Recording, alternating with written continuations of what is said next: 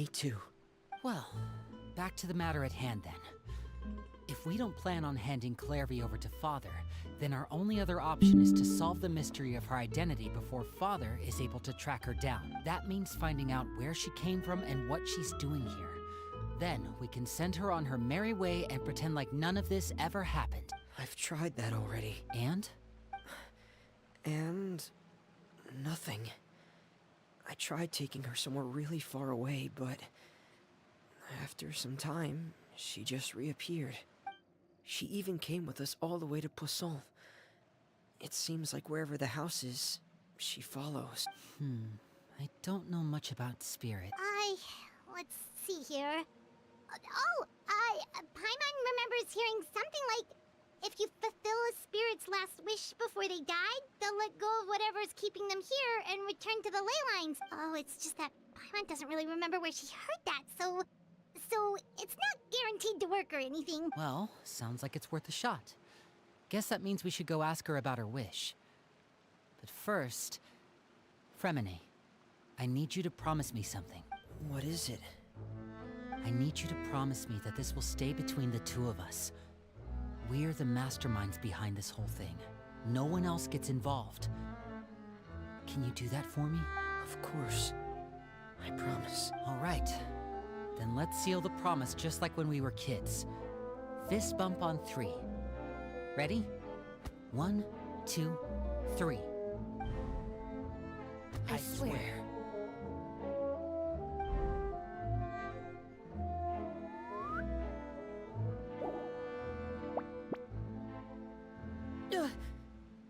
Whoa! Lynette! But what a surprise! What brings you here, dear sister? And, when exactly did you get here?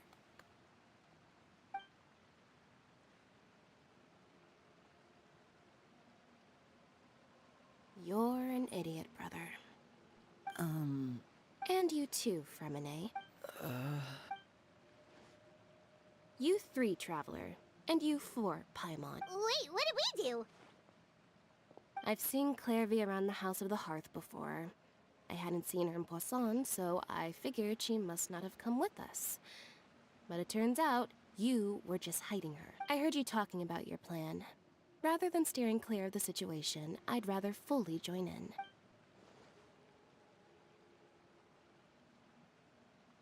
If you don't agree, I'll have no choice but to report everything back to Father. Simple as that. You're not giving us much wiggle room here. Well, I guess we're all in this together then. After we talk to Clairvy, we'll figure out our next move. There's no time to lose.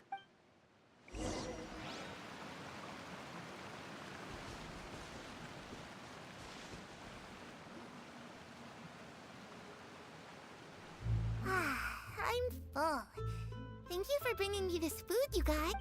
She said she's full, but the food doesn't look like it's even been touched. That's right. Based on what I've been able to observe, it doesn't seem like Clairvy can interact with the physical world at all. Still, when she's presented with food, she'll always linger around it for a good little while. Maybe, in her mind, she really is eating those things. Does she know that she has already passed away?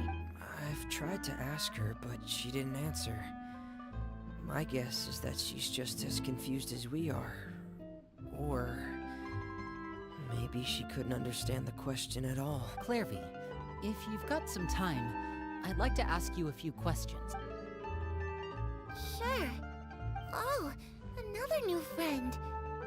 Hi, I'm Clairvy. Hello. Clairvy, how did you join the House of the Hearth? Huh? Isn't it the same for everybody? The knave brings you here and then you can't leave. It's just that your name, it's not on the roster. And I've never seen you before. The roster? Oh, I get it now. I think there might be some things you don't know about this place. The people in charge, they're not as nice as they look. They say they keep a roster, but it's not complete. There are a lot of people who aren't on it, and never will be. In this house, some people are family, and Other people are just test subjects. Those kinds of people aren't ever going to get a place on the roster. Unless it's the roster of people who've been executed. Wait, does that mean the name... She... Is there anyone that can vouch for you? Perry. She's my best friend. She's the only one I trust in this place. Have either of you heard of that name before? No. Me neither. Clairvy, Perry. Neither of those names are on the roster, but it seems like she's telling the truth. Either that, or this kid's already got a bag of tricks bigger than mine. Maybe we should try a different approach. Clairvy, do you have a wish? A wish? It can be anything you want. Just imagine, it's your birthday, you're blowing out the candles, and your wish is...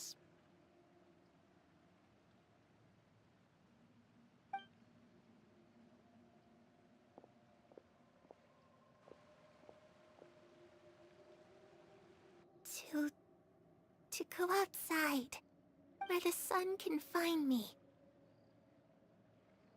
That's... it? Well, that sounds easy enough. The darkness in the house runs deeper than you can imagine. No one can get out alive.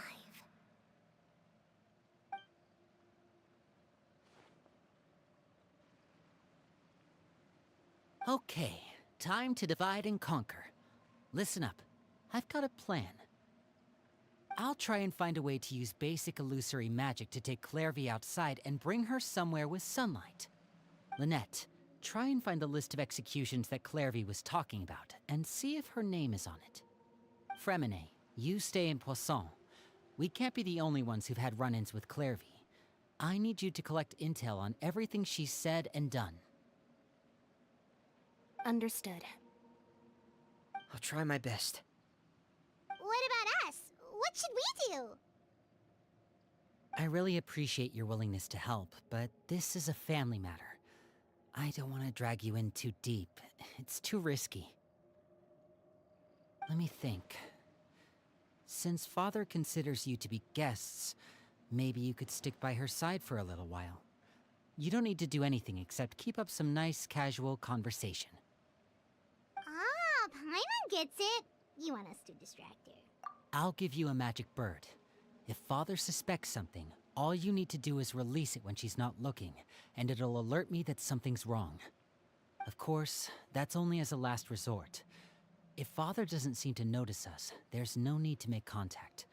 We'll reconvene here tonight after all's said and done. If the worst-case scenario happens and we're discovered, just tell Father everything.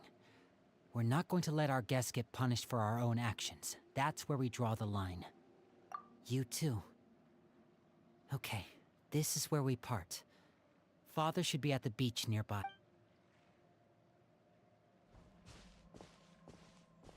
I really hope this goes well. No, it has to go well. That's the only way this can get resolved.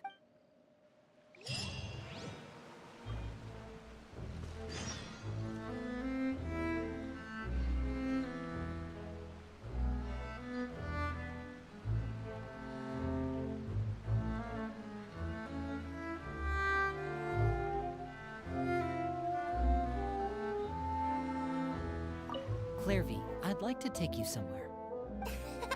Sure. Where are we going?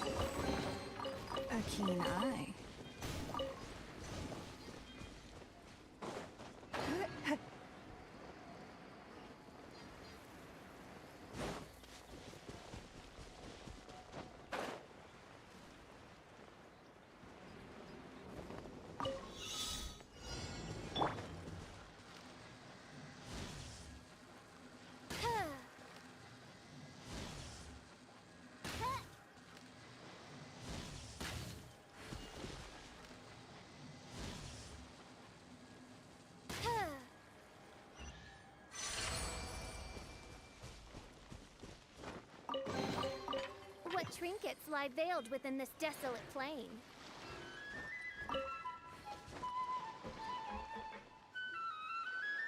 It's the knave! And... child! Hey! Aren't you supposed to be in Snezhnaya recuperating? What are you still doing in Fontaine? Oh, it's you two. I didn't expect to run into you here. I was unconscious for quite a while after the fight in the Primordial Sea.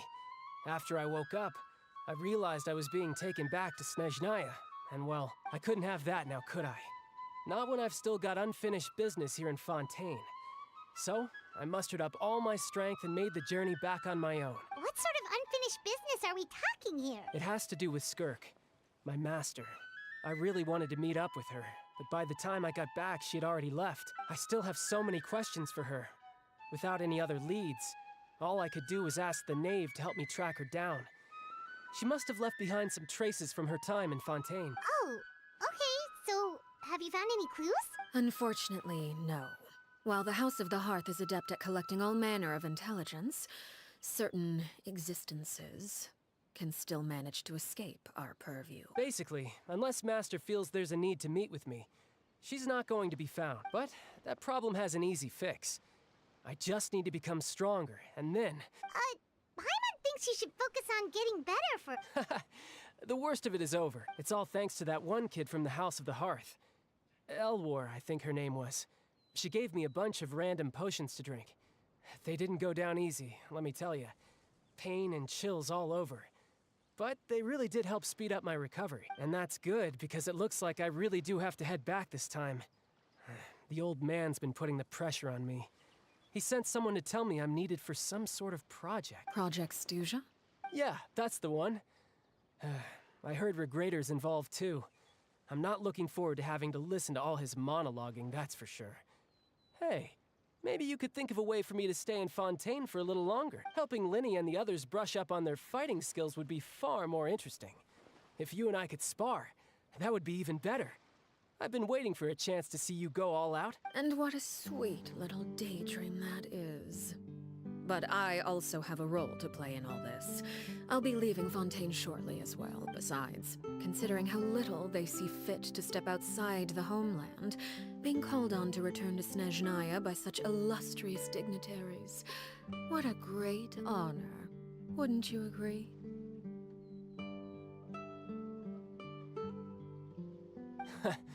One I could do without, I'd say. Is it just Paimon? Or does it kind of seem like they're... So, dear guests of the House of the Hearth, well, we just... right! We're super close to Linny and the others, but we still don't know much about you! Is that so? Introductions have already been made, have they not? Oh, well, you see? There's only so much you can learn about someone from a short introduction. At least tell us something a little extra, like...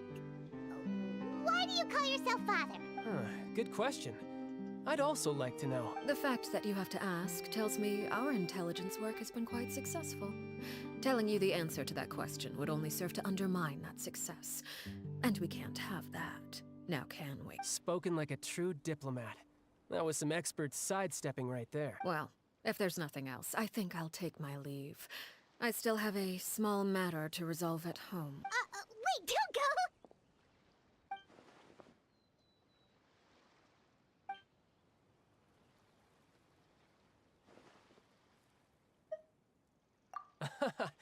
I'd also like to hear the answer to this. I've met some of the members of your organization, and they all seemed like really good kids. They actually reminded me of Tonya and Tusser. Which, by the way, if you ever betray them, I'm just letting you know, I won't let you off easy. And why would I betray them? Well, you've already betrayed the House of the Hearth once, haven't you? At least, that's what I heard.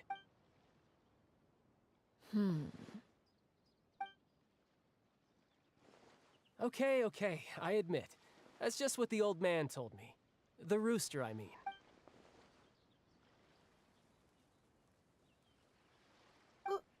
Wait, did you really do something bad to those kids? Never mind what I've done. I'm more curious as to what the mighty rooster had to say. Care to enlighten me? Well, nothing much. Just some stuff about you taking out many other members of the House of the Hearth, and even going so far to attack your own family. I see. Huh. Based on your reaction, I'm guessing it's all a bunch of lies. Hardly. I don't appreciate his particular turns of phrase, but I suppose he didn't say anything untrue, although it would be more accurate to say that there is a certain level of prejudice involved, but I don't intend to clear that up just yet.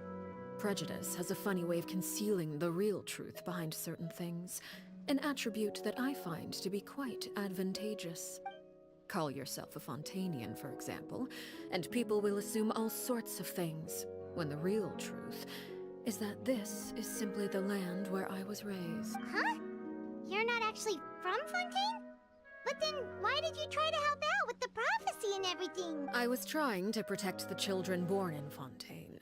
Claiming that I myself was a Fontainian simply made it easier to operate. People would hardly suspect a fellow Fontainian of having any ulterior motives. Who wouldn't want to save their homeland, after all? The primordial sea wouldn't have any effect on me, but it would have caused great harm to the House of the Hearth. Well, you wanted extra information, didn't you? There you go. I hope that satisfied your curiosity.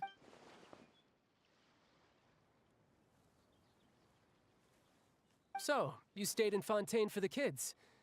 I guess I was wrong to believe you'd betray them. Apologies. Looks like I was holding on to some prejudices myself. Good. Like I said, I like it when others have misconceptions of me. Actually, while I was recuperating at the House of the Hearth, there was something else that really caught my attention. I heard that members always resolve disputes and arguments with a friendly spar, and the loser has to back down. Seems pretty cool if you ask me. Would also give them plenty of opportunities to hone their skill. Well, that's only a recent development. In the past, such spars weren't nearly so friendly. The losing party would lose everything, including their life. They were that high stakes? Whew, at least that's not a thing anymore. Well, the current atmosphere's not half bad. I'm a bit jealous, actually. You've got so many family members around you, and you even get to live with them. Having a lot of family around means dealing with a considerable amount of bickering and scheming. Once Tonya and Tusar enter their rebellious phase, I'm sure you'll understand. Just imagine. Tusar becomes obsessed with plucking out strands from the rooster's mustache, or Tonya decides to dye her hair 42 different colors. Okay. I get the picture.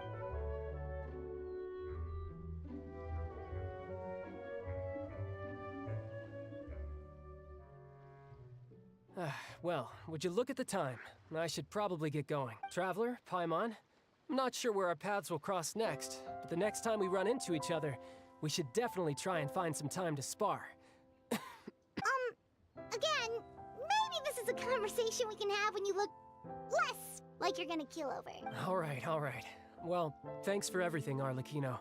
No thanks necessary. You also played a part in obtaining the Gnosis. I would say we can call ourselves even. I like the sound of that.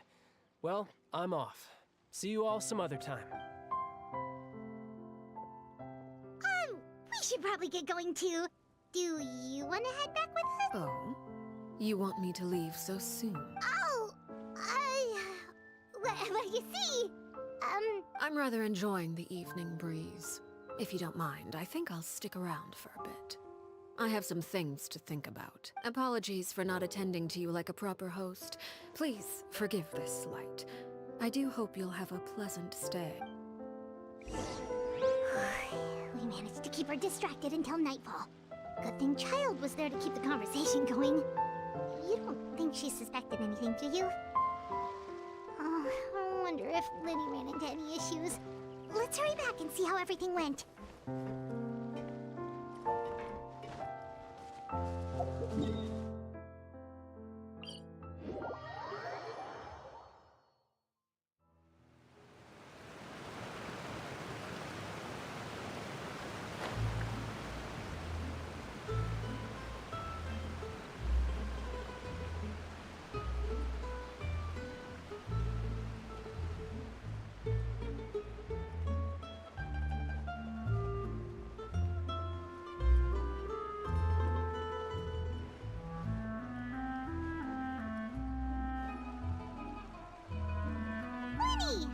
to go? Well, long story short, we ran into a small issue. Clairvy can't go into the sunlight. Everything was fine at first. She followed me up to the surface just like I told her. But as I led her out of the shadows and into the sunlight, she vanished.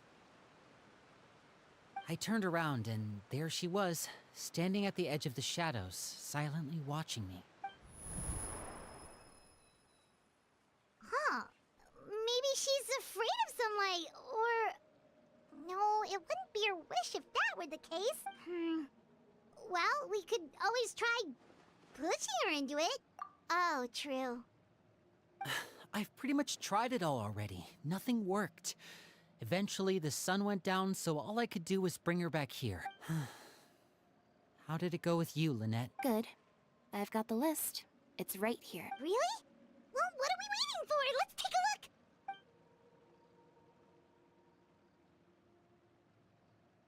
Oh, that's a lot of pages. Oh, it's gonna take forever to get through it all. We can each take a section. Here. La Pouillade, Landois, Chambel, Horaire. Oh, yikes. That Horaire guy has a huge scar on his face. He's kinda giving Paimon the creeps. Ah, I've met him before. The scar is from an injury he received during a mission. I still remember him joking with me about it. He said any future lover would take one look at him and then lose all interest. Did he say anything else? Well, I asked if there was someone he was interested in. He said no, and that's where our conversation ended. It was only later that I learned he really did have someone he liked. He risked everything to escape so he could be with her, but it didn't work. One day, Father asked to see him, and, well, I never saw him again after that. Wait, so that means the knave, she... It may seem cruel, but it's just one of the rules of the house. Betrayal is not to be taken lightly. We know too many secrets to come and go as we please. So, if you do try to leave, you pay with your life. Her name's not here, huh? Well, that's not too surprising.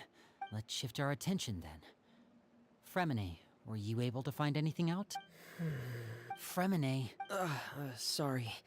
I was thinking about something. I managed to talk to quite a few people, but I couldn't help but notice that the atmosphere in the house was a little...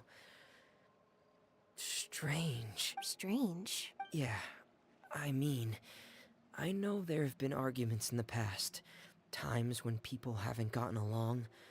Chaplot and Filial are a good example of that. Oh, those are two of the people that we met while delivering supplies. Paimon can see how they might not get along. They had very different vibes, and their, interests seem to be pretty different as well. That's to be expected, actually. Father brought us all here, shared her knowledge with us, taught us how to fight. That's one thing we all share. But that's also where the similarities end. Not all of us feel the same desire to stay here. As members of the House of the Hearth, we're also considered part of the Fatui. And to a lot of people, that's an identity they never asked for. Certain members get older and realize they want something else for themselves. But considering the rules of the house, most people would never say that out loud. People like Chaplot and Foltz are loyal to Father and her vision. They're proud to be part of the Fatui. Filial and Nantoy, on the other hand, well, they aren't quite as enthusiastic. These kinds of conflicts have always been there.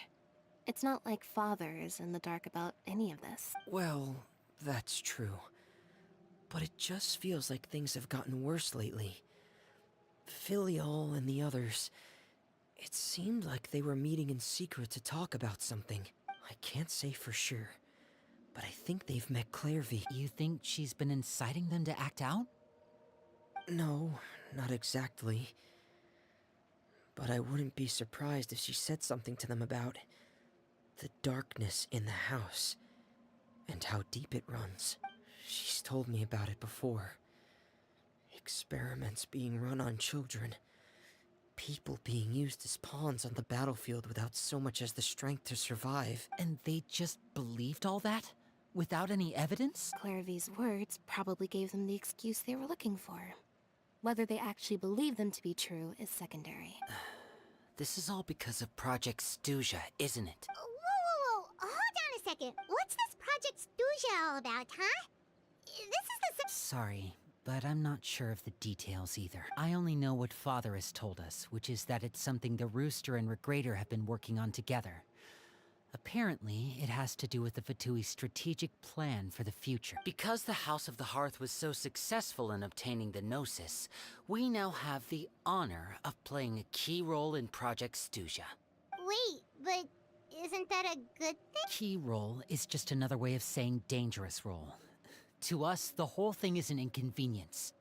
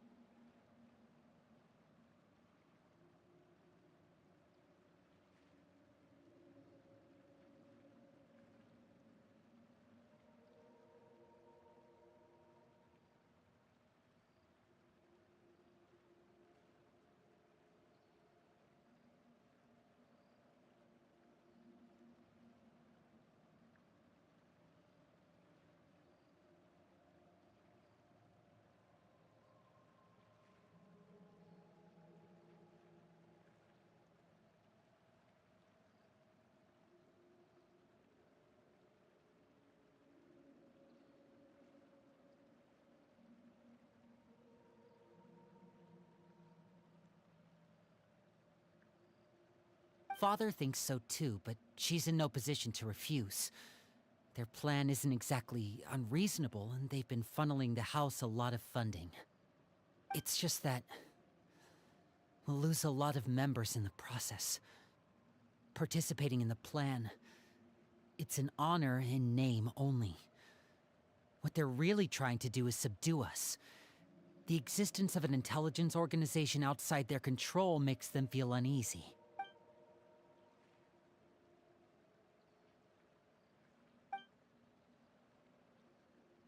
Okay, super complicated top secret Fatui business aside, what does all of this have to do with the conflicts you were talking about earlier? External pressure has a way of exacerbating internal strife.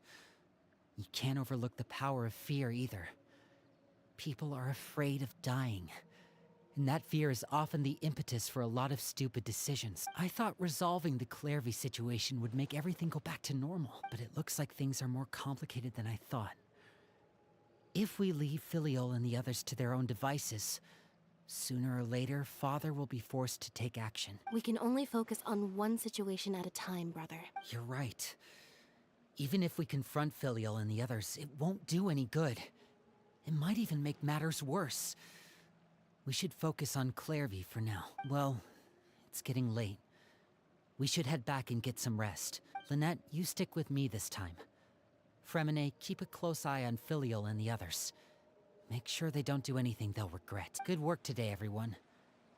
Have a good night, and I'll see you tomorrow.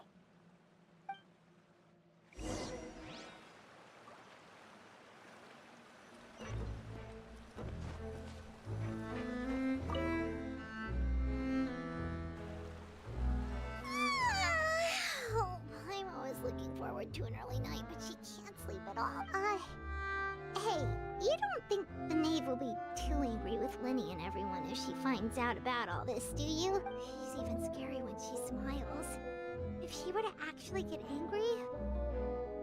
Ooh, you have to protect Paimon if that happens, okay, Traveler?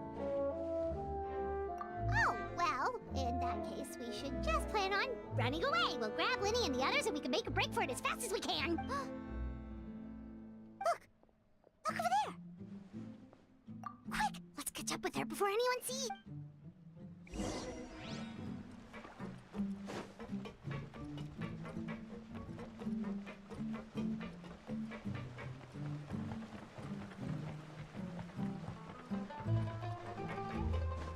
Huh? Over there!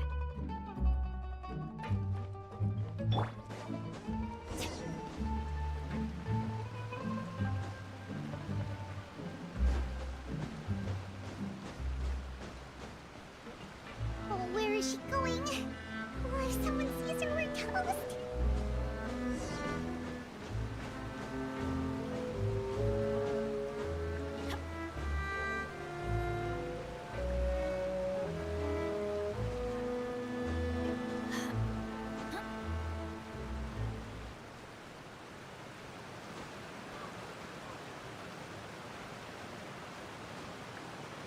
Oh, look!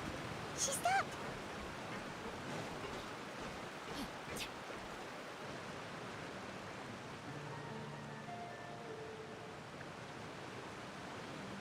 Clairvy!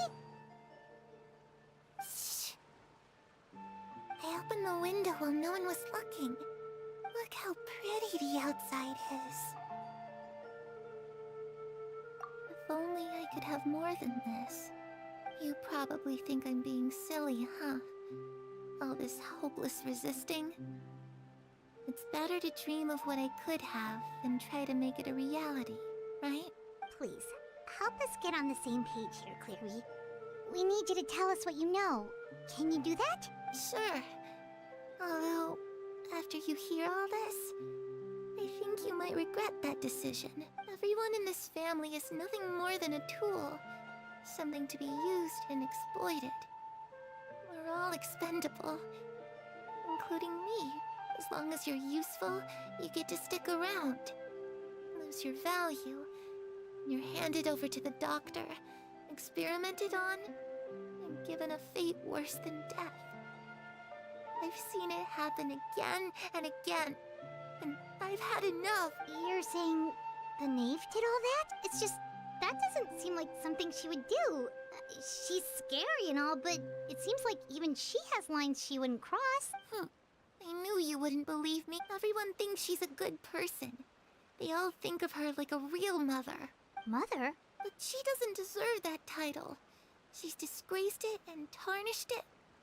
And if I had things my way, I'd never see her again. If only Perry were here, she'd understand.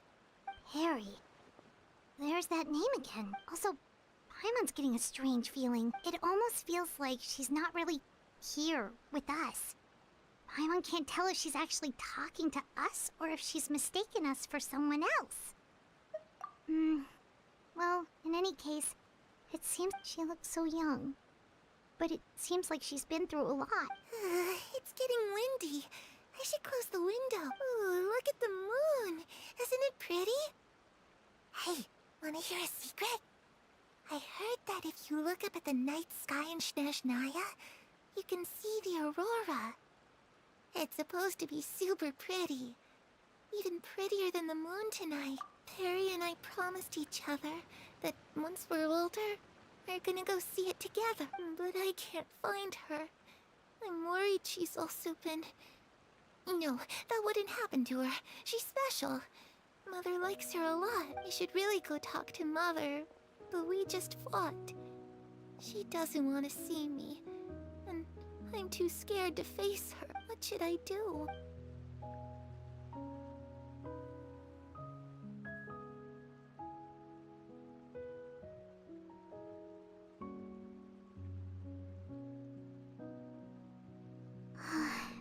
Paimon really doesn't understand what's going on with her. Well, let's head back. I've got an early morning tomorrow.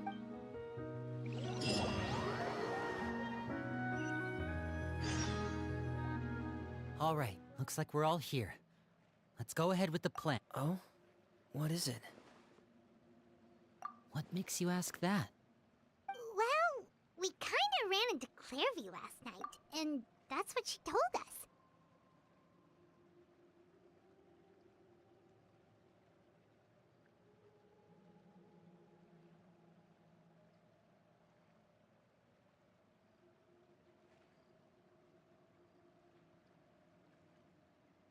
We met the doctor back in Sumeru. He's super dangerous, and he's done all sorts of bad things. It's possible that Father and the Doctor have had certain dealings, but I don't think Father would work with him. We're not really on the same side, so there's not a lot of trust between them.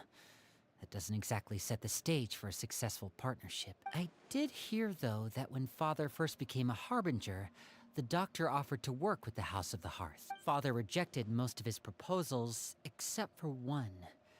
It had to do with some sort of secret experiment. Secret experiment? Could that be what Clairvy was talking about? I don't think so. I don't know any details about the experiment itself, but I do know it's an entirely independent operation. The Doctor only proposed a direction for the research. That was the extent of his involvement. I still don't think that counts as working together.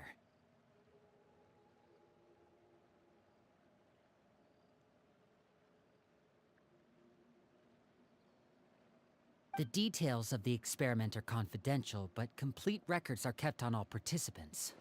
That doesn't seem to be the case with the situation Clairvy referred to. I know you don't agree with some of the Fatui's methods, and I'm not asking you to.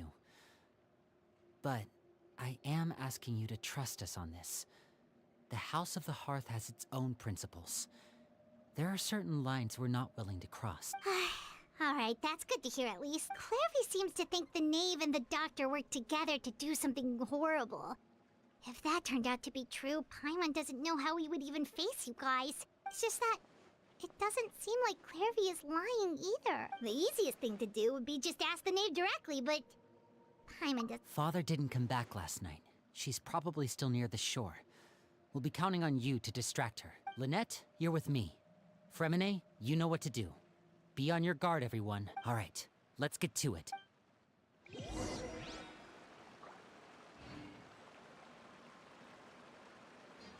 Where are we going? Let's try somewhere further.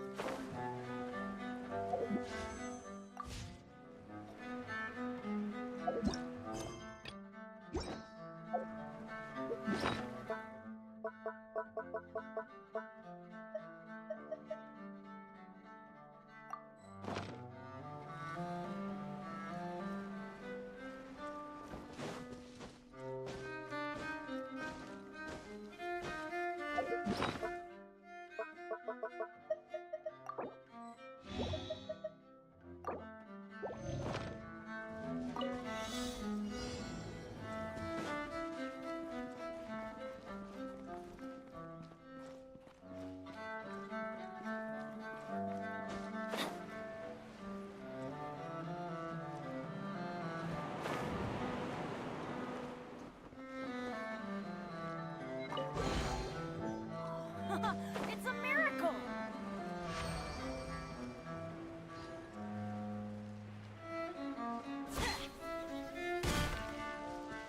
Adventure time!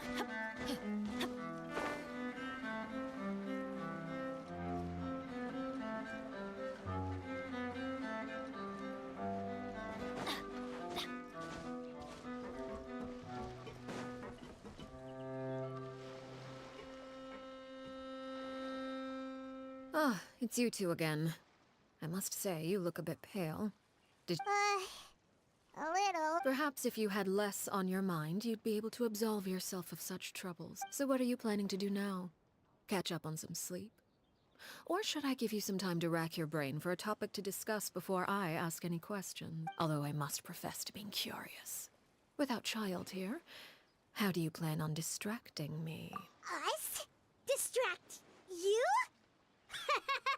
A good one. But no, we were just here for a chat.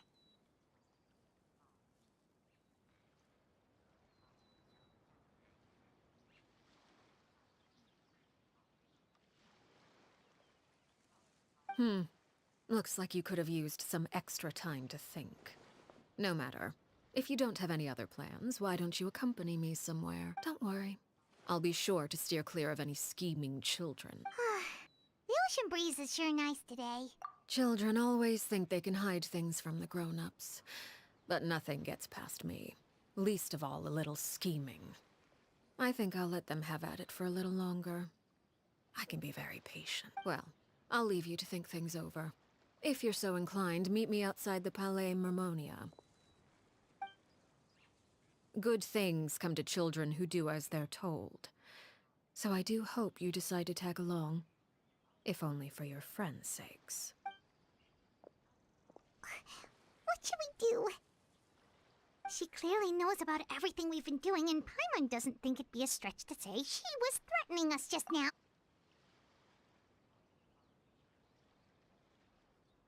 Oh, good idea. Hopefully he sees it in time. Well, we should probably head to the Palais Mermonia. Paimon doesn't want to find out what happens if we don't show up. Based on what the knave was saying just now, it sure didn't seem like it'd be anything good. Okay, then we probably shouldn't keep her waiting. It seems like Linny and the others are on thin ice, so let's do our best to not get them in any more trouble.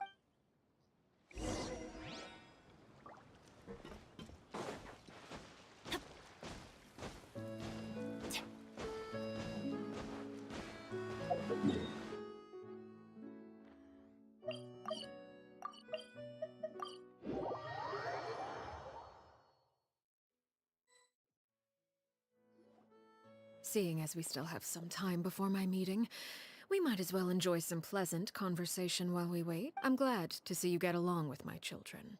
Being surrounded by good companions is necessary for a child's development. You're not planning on doing anything to them, are you? I assume you're referring to Linny, Lynette, and Fremine, although there's that situation with Filial and Nentoy as well. It appears quite a few people have been acting out lately. No matter. I'm not one to discriminate. All those who betray the house meet the same fate. There are no exceptions. Does that mean you're going to kill them? Oh, are you here to beg for their lives? I'm sorry to disappoint, but the rules of the house change for no one. In my organization, everyone is responsible for their own actions. But don't you care about them at all? They really respect you. They even call you father. You must feel something for them. Any organization in which feelings come before principles is one destined for ruin. The House of the Hearth is hardly an exception. You could say our principles are more stringent than most. Perhaps I can offer you this consolation at least. As our guests, you two will not be held accountable along with them. I would imagine Linny, Lynette, and Fremine will be able to keep their lives. As for Filial, Nentoy, and the others, I'm afraid there's little I can do. They can try to escape, but once you know our secrets, there's no getting out alive. But that's awful. Ah, you seem concerned. Out of consideration for my guests, I suppose I could turn a blind eye for a little longer. If Linny and the others manage to dispose of Clairvy in the meantime, all evidence of their wrongdoing will be lost. In that case, I could hardly punish them for something I couldn't prove. If their efforts are unsuccessful, on the other hand, all will be held accountable. And the punishment will be severe. Of course. Oh, and here, I believe this belongs to you. Do try and keep better track of it next time. It takes a considerable amount of time to train a bird like this. It would be such a pity if you were to lose it. Permanently. Wait, where did you get that? Well, I'm afraid that's all the time we have to chat. Now, For the matter at hand, I asked you to meet me here because I have business at the Palais Mermonia. It has nothing to do with you, but I think it would be prudent for you to stick by my side for the time being. There will always be time later to run off and tell Linny what you've learned. Well, time to go. Looks like we wrapped things up just in time. Off we go!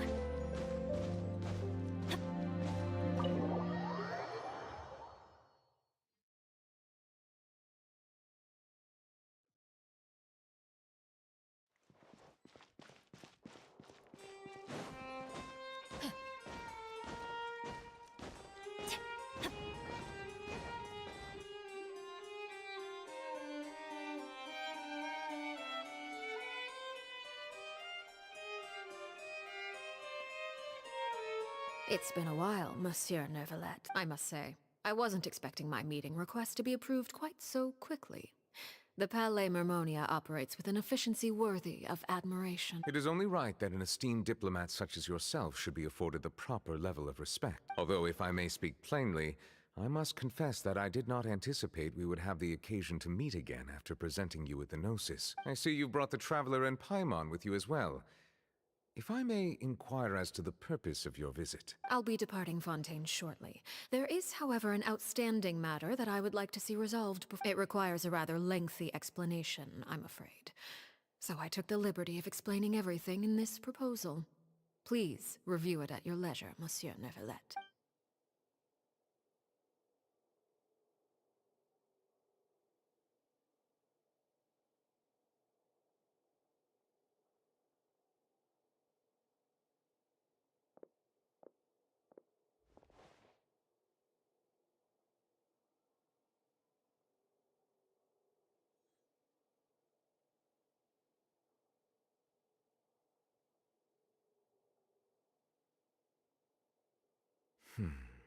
I understand your request. However, at the risk of causing offense, I must admit that I fail to see why you would wish for such a thing. I heard you have a certain fondness for water tasting, Monsieur Neuvillette, so allow me to use water as an analogy. A family is like a large body of water with countless rivers flowing in and out. As someone who watches over this system, I would hope that each river that flows from the source will eventually reach the ocean. Of course, objectively speaking, I know this is impossible. Most of the rivers will dry up along the way, disappearing into the ground and leaving nothing but a barren riverbed behind. Not all rivers are destined to reach the ocean, but I would not see their existence rendered meaningless.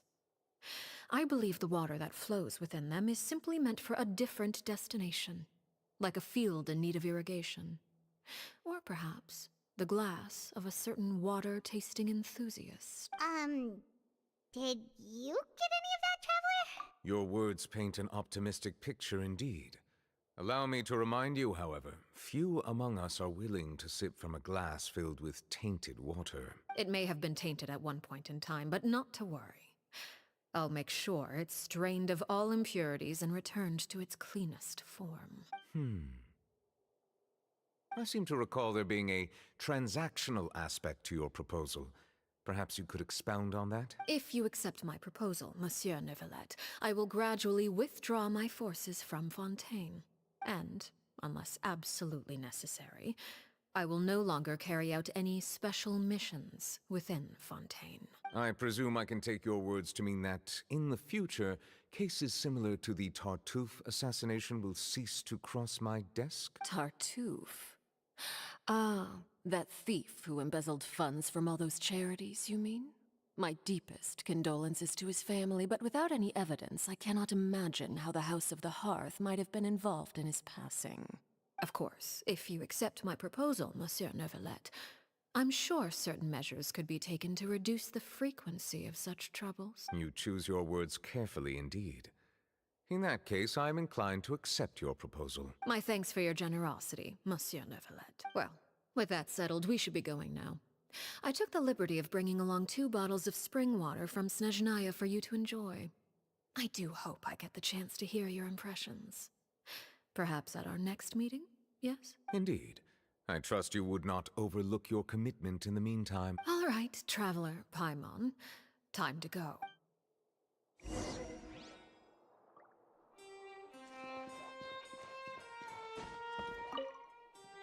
I believe I've told you before that my emotions easily resonate with those of others. Yet in the few meetings I've had with that Harbinger, I haven't been able to sense any aspect of her emotional state. Her mind is like a still body of water.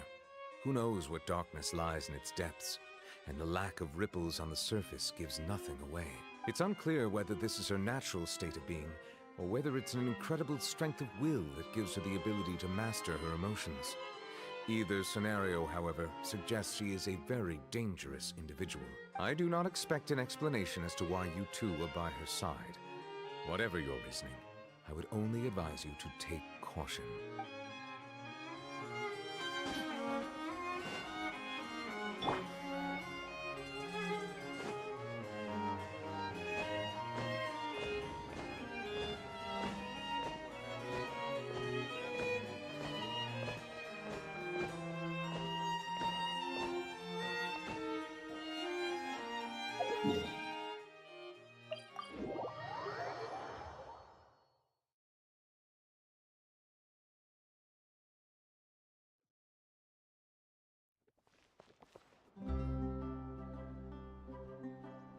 So, what exactly were you talking about back there? Paimon only heard you mention some rivers, a large body of water, and then some kind of irrigation scheme. You really want to know? I would imagine there might be more pressing concerns at the moment. Winnie, Paimon really hopes everything's going okay. Oh, Paimon recognizes that look. You've got your ticket cap on, don't you, Traveler?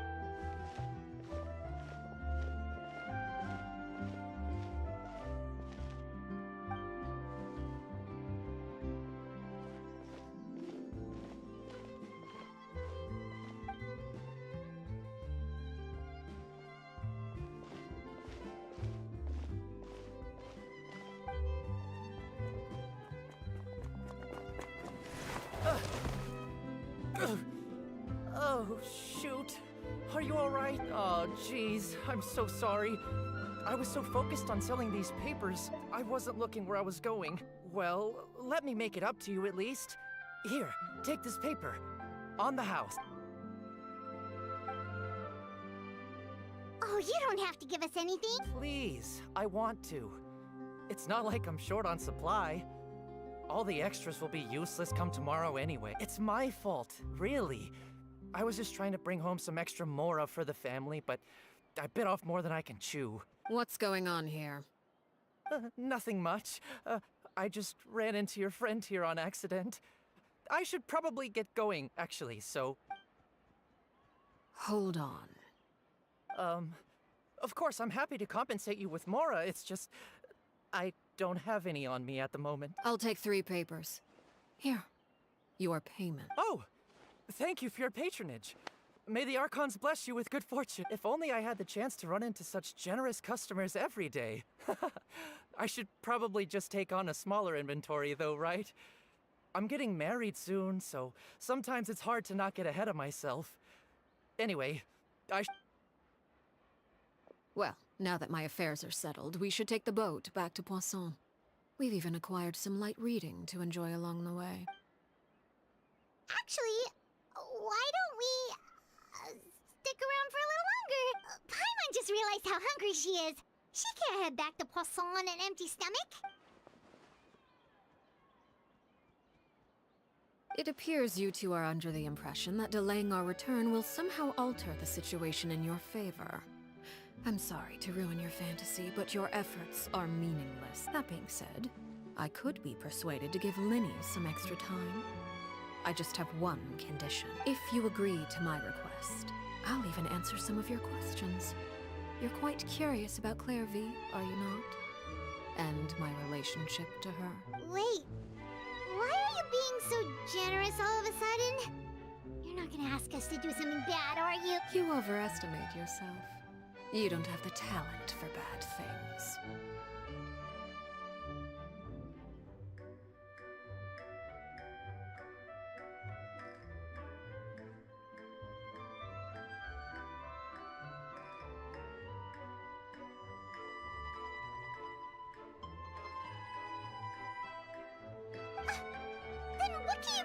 exactly? The most important consideration in a negotiation is that both sides receive something they want.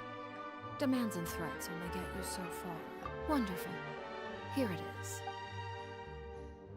When the time comes, make the choice that you deem most appropriate in the situation, and lend your help to the House of the Hearth. Okay. Sounds normal enough. But what do you mean, when the time comes? When is that supposed to be? That is for you to decide. Then we have a deal. Follow me.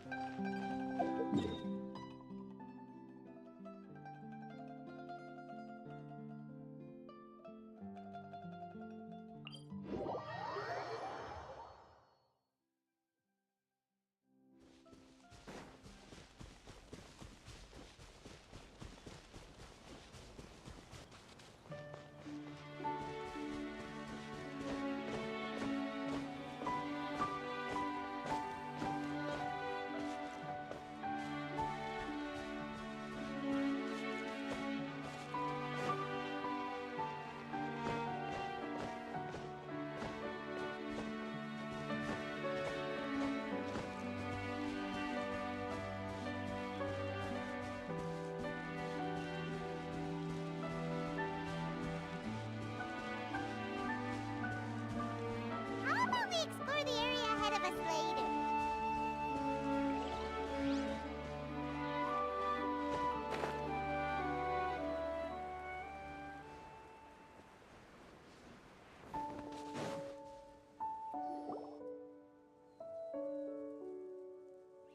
What is this place?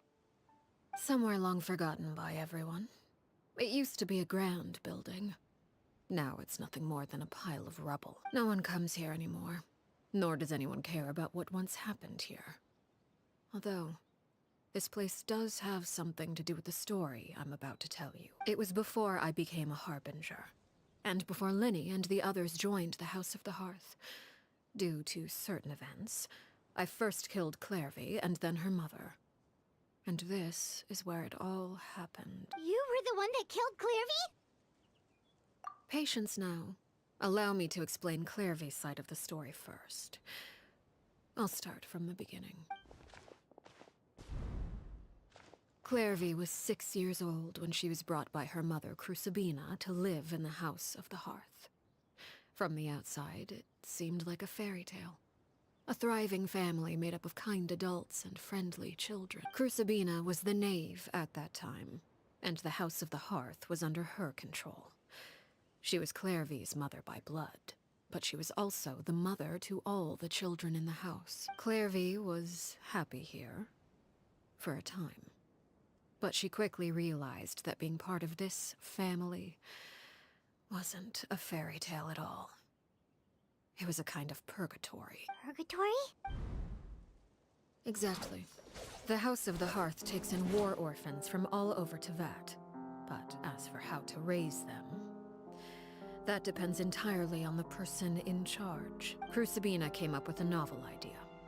She would teach the children to fight, force them to duel each other, and then crown as the king of the house the child who proved themselves most worthy of inheriting her title.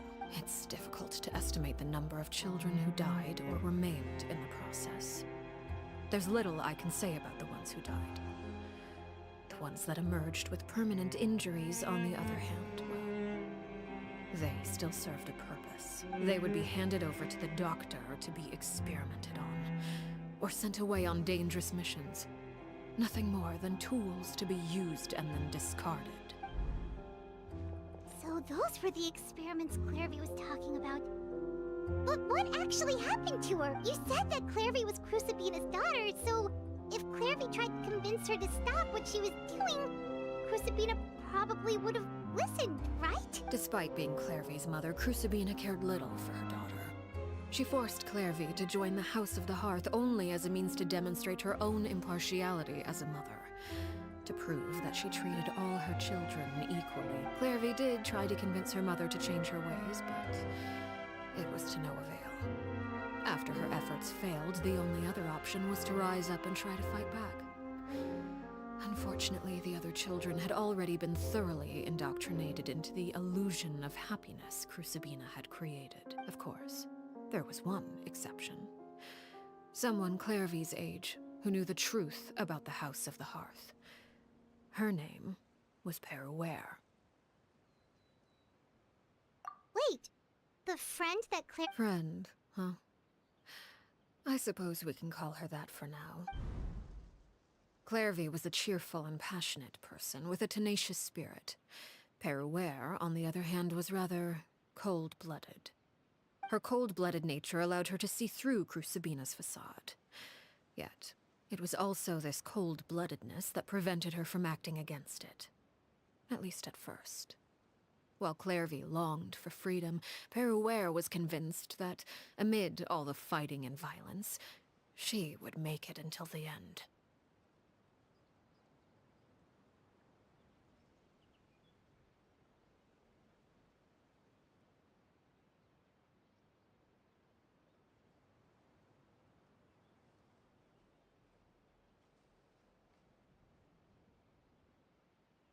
Despite their differences, the two became fast friends, united by their knowledge of the truth. Clairvy told Peruere that she hoped to create a real family, where no one would be killed or sacrificed. There may have been a certain naivete to her ideas, but Clairvy proved her determination many times over. She tried countless times to run away, ask for help, or expose the truth. But her efforts only earned her beating after beating. The only thing that kept her going was her strength of will. Even with her body racked with pain, she would still stand on her tiptoes and open the window at night. She and Peruere would look out at the moon together, a fierce longing for freedom shining in her eyes. But one day that light simply vanished. Oh no. What happened? Her hopelessness resulted from a culmination of things. 10 years had passed. 10 years worth of failure after failure. She and Peruere weren't children anymore, but finding any chance to escape still seemed as hopeless as ever. It was during this time that Peruere suggested a new plan. If escaping was out of the question, why not take down the very person sitting on top of this throne of lies? Mother herself. Clairvy rejected that proposal.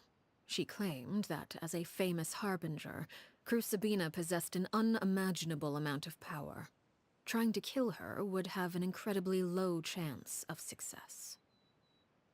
Clairvy never gave another reason, but Peruere could see it written all over her face. Clairvy still thought of Crucibina as her mother. Killing her own flesh and blood was a line she couldn't bring herself to cross. If she couldn't escape and fight back, then only one option remained. Precisely. Death was the only way that she felt she could be free. It happened during a duel. When she arrived at the dueling ring that day, her partner turned out to be none other than Peruere. The very person that had stood by her side all those years. It was a fierce battle. But ultimately, Clairvy decided to let Peruere end her life. From that moment on, Peruere's journey was one written in flames. When the rain finally came and washed it all away, there she stood, the sole victor in Mother's endless game of slaughter.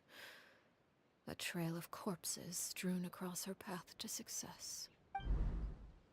It was the very result she had predicted 10 years prior. Even then, she believed she would make it until the end. She wasn't surprised by the fact that she emerged as Mother's undisputed heir. Rather, her success left her with an inexplicable sense of restlessness.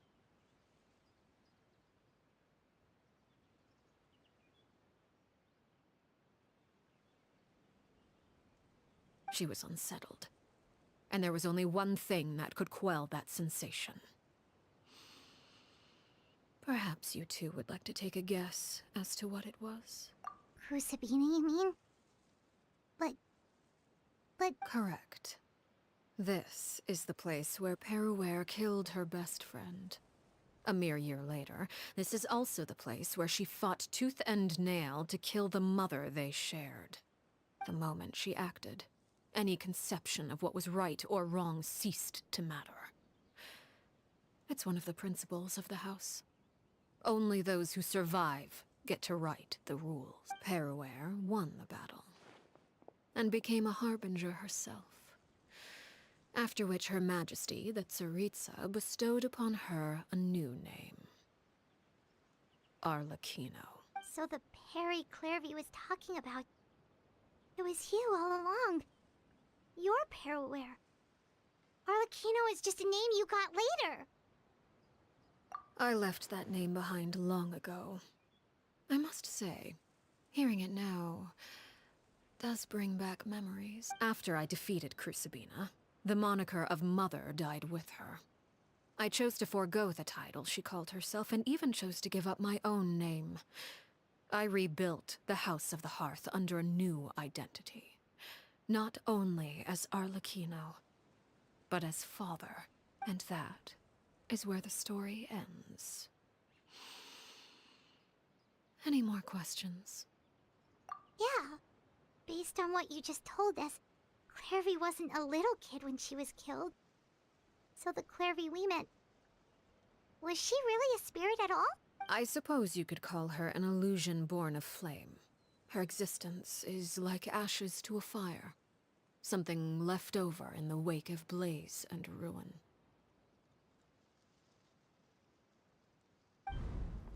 You see, a certain power runs through my veins. It's not unlike a curse. My flames leave behind shadows of anything they consume, of course. The chances of those shadows morphing into a sentient entity are exceedingly slim. Clairvy is a very special case. Clairvy died when she was 16 years old, but what emerged from the flames was her 6-year-old self. Her appearance wasn't the only thing affected. Most of her memories were lost to the blaze as well. Memory is a mysterious thing indeed. Losing a portion of your memories will alter your sense of self. Lose 10 years' worth, however, and it would be like living in the past. Like returning to a version of yourself that never grew up. No wonder Paimon got such a weird feeling when we were talking to her. Perhaps I should put it this way. Clairvy is someone trapped in time. It may seem like she exists with us in the present, but she truly lives in the confines of her own past. So if all of that is true, then you must have known about Clairvy for a long time. Indeed. She's a rather volatile and unstable entity. Sometimes she would look after the children. She's even saved some of their lives, but other times, she would hide from me and become obsessed with revealing the truth about the house to anyone who will listen. Shadows don't have the capacity to learn or grow. Any new information they encounter is quickly forgotten over time. Your attempts to expose Clairvy to sunlight. They failed, yes? The reason is actually quite simple. In Clairvy's mind, the house is impossible to escape. And it is this very perception that traps her there. But no matter. All I have to do is kill her again, and all will be resolved. I don't anticipate so much as a single speck of ash will be left behind this time. Wait! Paimon can understand why you might want her gone, but isn't there another way? So what if she's trapped in her 6-year-old self? She's still your friend! At least talk to her first! It's too late for that. She broke the rules, and now she must be punished. That goes for Filial and Nantoy as well. She's had quite the effect on them. I hope you understand. The difference between Crucibina and myself lies in our formulation of the rules, not our policy for enforcing them. Upholding the rules without question is a trait we both share, because that is how a household should be run. Is this really what you want to do? Whatever could you mean? Don't you Want to say a proper goodbye at least? Whether as a killer or as a father, there are two things that must be avoided at all costs. Anger and sorrow. Anger makes you impulsive. Sorrow causes you to waver. Well, it appears it's about time to proceed.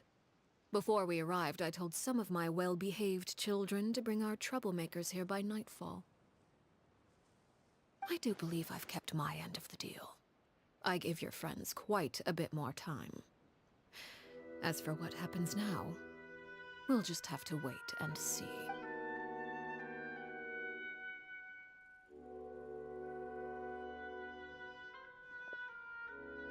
Here they are, Father. You gonna execute him? Seeing something like that would actually be a first for me. Lenny! I'm sorry. I heard about how you helped buy us more time, but I still failed. I couldn't find a way to fulfill her wish. Huh? Are you... Perry? Indeed, it's been a while, Clairvy. Perry! Shh. Stay right there. I'm sorry to postpone our reunion, but first, I believe certain scores need settling.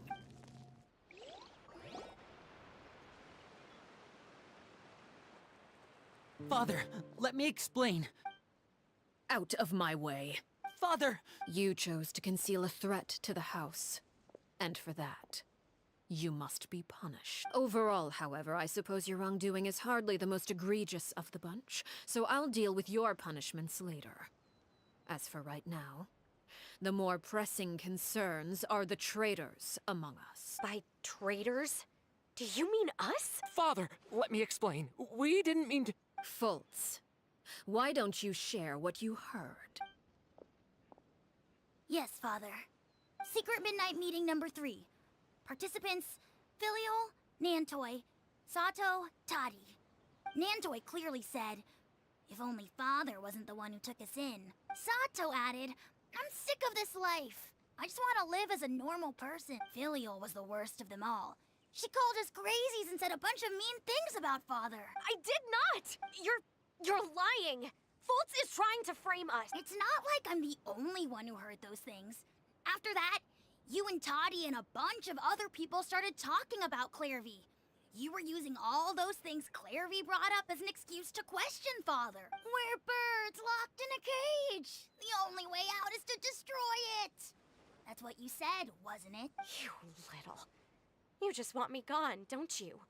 What did I ever do to you, huh? And you, Sheplo, have you forgotten who stood by your sickbed, watched over you, and changed your dressings? Come on, let's hear it then.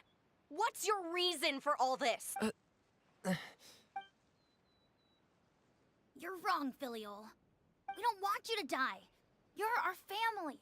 Liar. You wouldn't be doing this if that were the case. So why? Why have you backed us into a corner? We all live in the House of the Hearth. You know the type of work we do, Filial. A single betrayal can cost dozens of us our lives. It's not like it's never happened before. That kind of thing is hard to forget. That's why the House of the Hearth cannot tolerate any form of betrayal. Ever since we came to Poisson, you've had 7 secret meetings.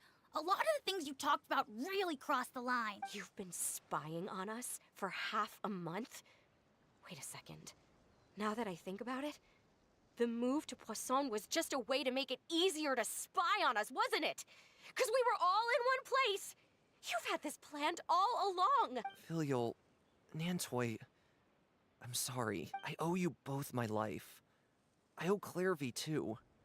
If it weren't for all your help after I got poisoned, I wouldn't be standing here today. If this were any other situation, I would do anything to repay that kindness, even if it cost me my life. But rules are rules. I'm sorry. My hands are tied. Why? Why? That's enough, Filial. We made a mistake, and we should own up to it. We broke the rules, plain and simple. And now we have to face the consequences. I'm sorry, Sheplo. Fultz. I'm sorry, Father. We... accept our punishment. Chaplot, according to the rules of the House of the Hearth, how should these traitors be punished? All those who betray the house pay with their lives. And so it shall be.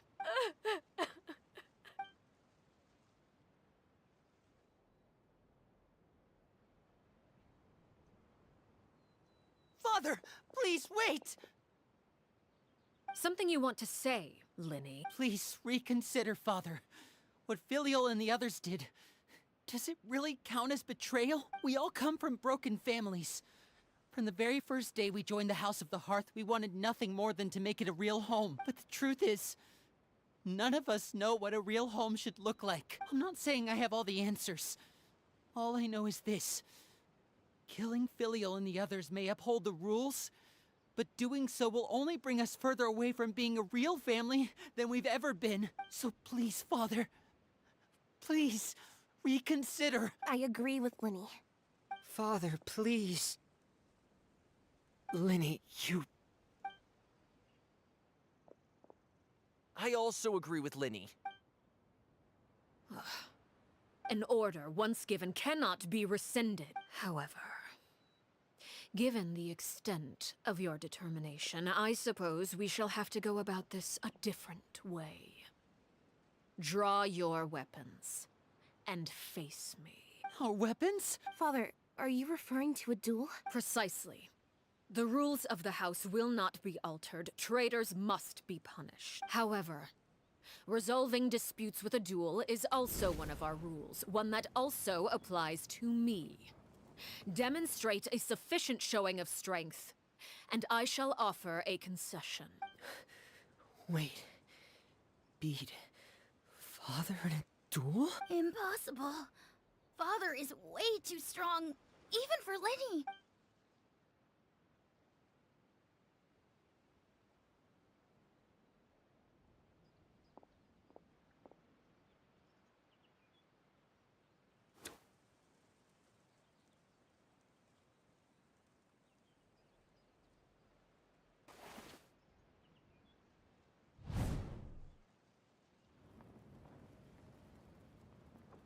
Did you hear that, Traveler? Lenny and the others have to duel the knave. What should we do? Can they really win something like that? If they lose, those people from the house are really gonna be executed. Hey, are you listening? Don't you want to say a proper goodbye at least? Anger makes you impulsive. Sorrow causes you to waver.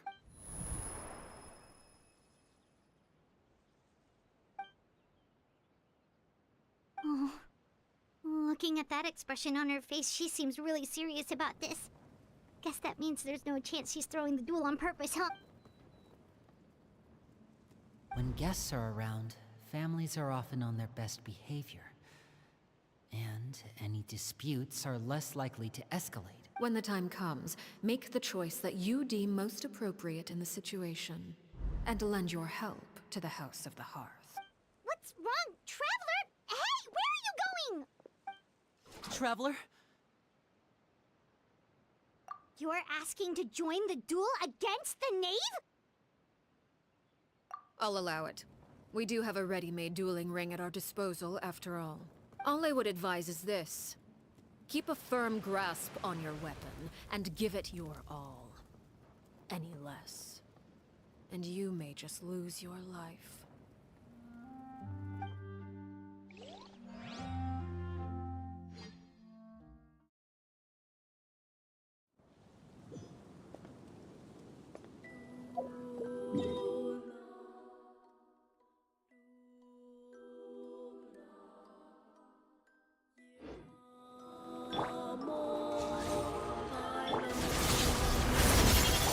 Is it my turn now?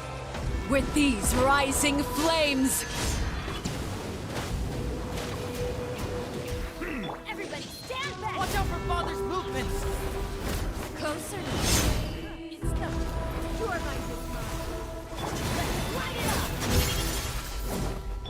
up! Is it my turn now? Midnight Phantasmagoria! Now that's more like it. Hang in there! Is it my turn now? Be sanctified.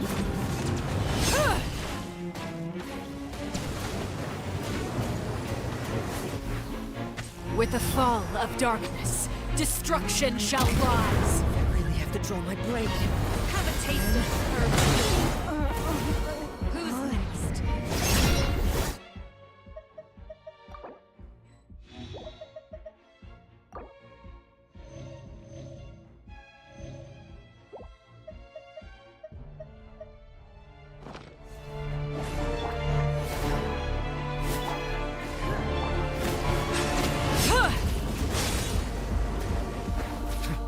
Let's light it up! And voila! Spare your energy. Running is a little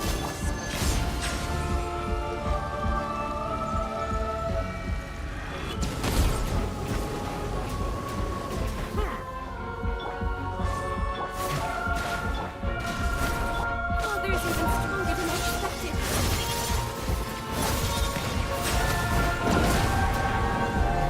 Is it my turn now? Look at us. Trapped like a bunch of helpless animals.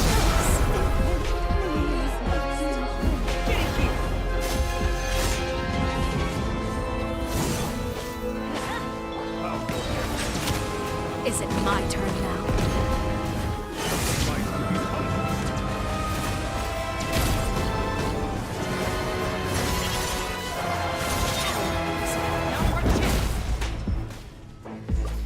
Not bad. You've proven to be a worthy opponent after all.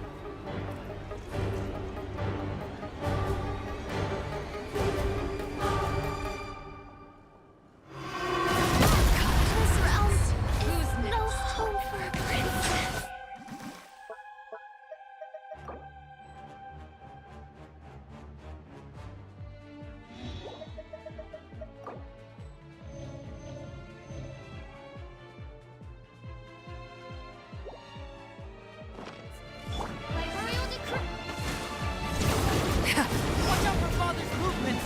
Scout!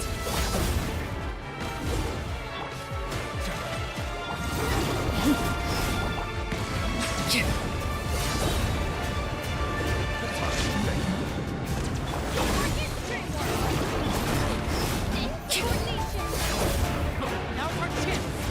Over here! Let's see how strong your resolve is. When the tide comes in.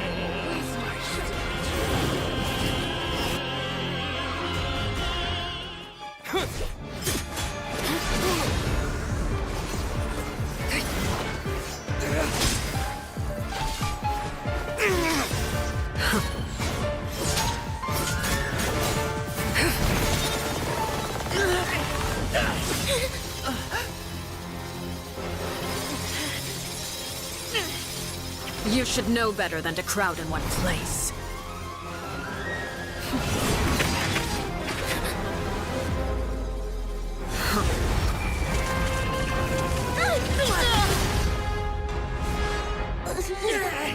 Oh, I know. No! I'm sorry, Father!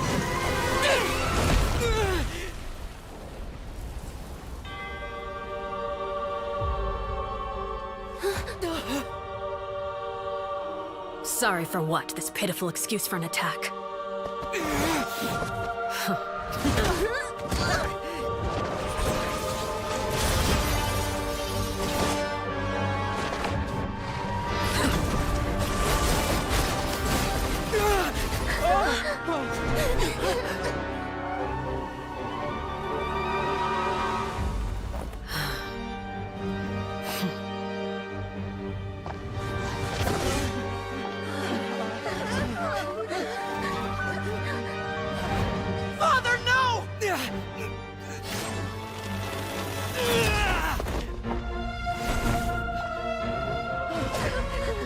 Made it out, did you? You're stronger than I expected.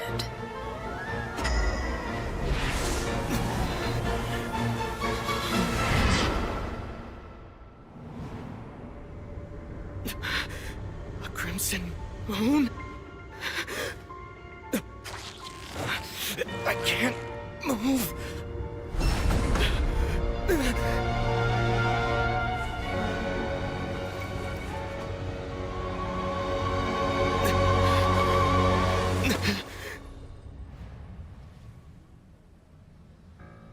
Still, not strong enough to beat me.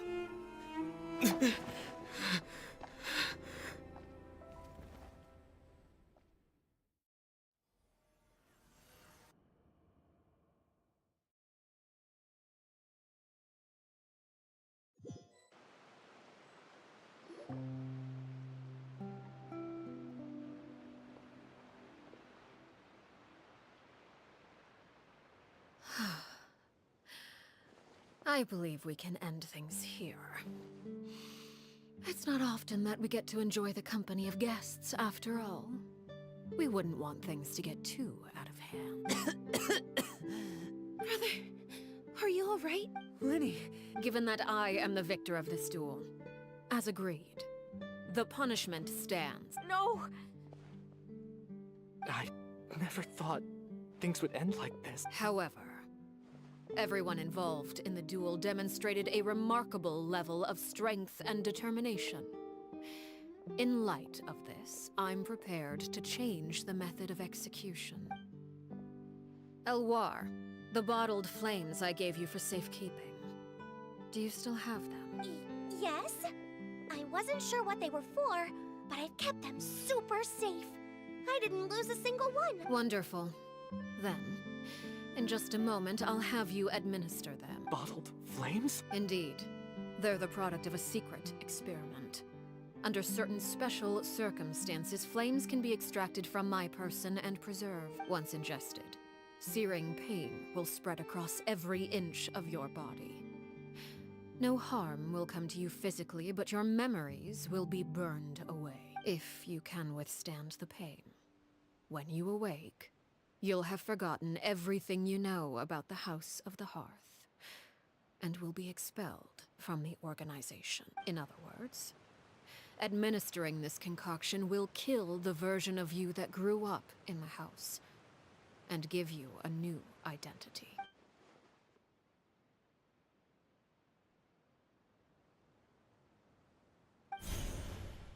Memory is a mysterious thing indeed. Losing a portion of your memories will alter your sense of self.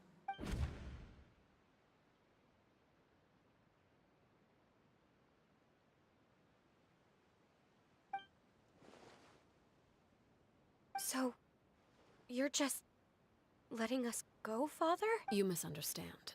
Memories are extremely important. Once consumed by flame, the version of you standing before me will die, and our secrets will die with you.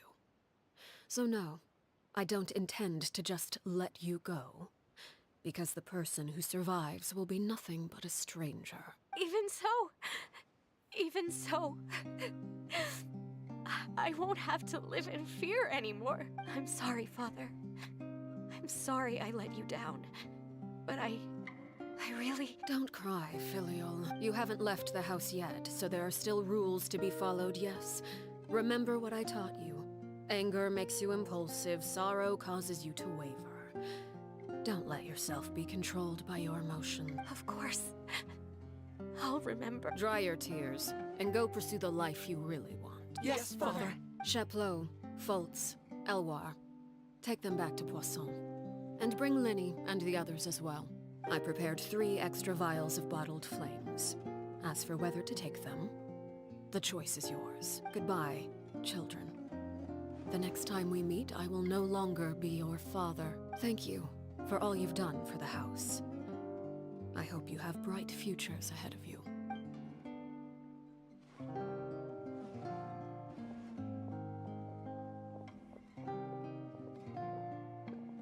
Father. Let's go.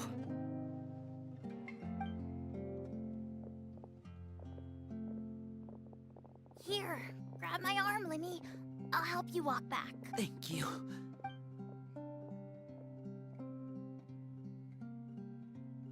Clairvy.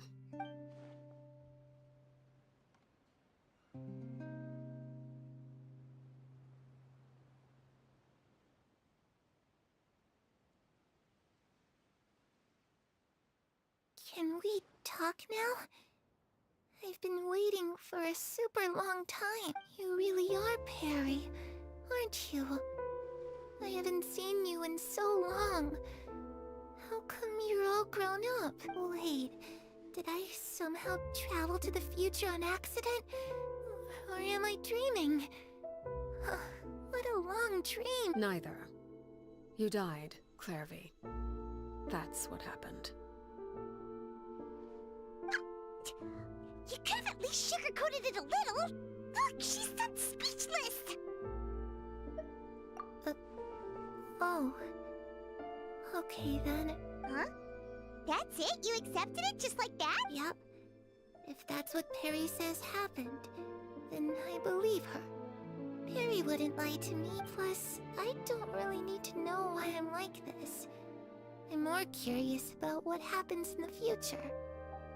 If you're a harbinger now, Perry, that means Mother is gone, isn't she? Can you tell me about it? I want to know what happened to her. And to me. You never stopped trying to defy fate. At first, no one believed you. You could only vent your frustrations to the moon. In fact, you often sought comfort in the night sky. You wanted to see the aurora, so one night we promised each other we would go to Snezhnaya to see it together. Later on, you tried to run away, but you were brought back each time. Mother spared your life, but it wasn't out of kindness. Instead, she decided to make an example of you by slowly torturing you over time. That way, the other children would know what happens to traitors.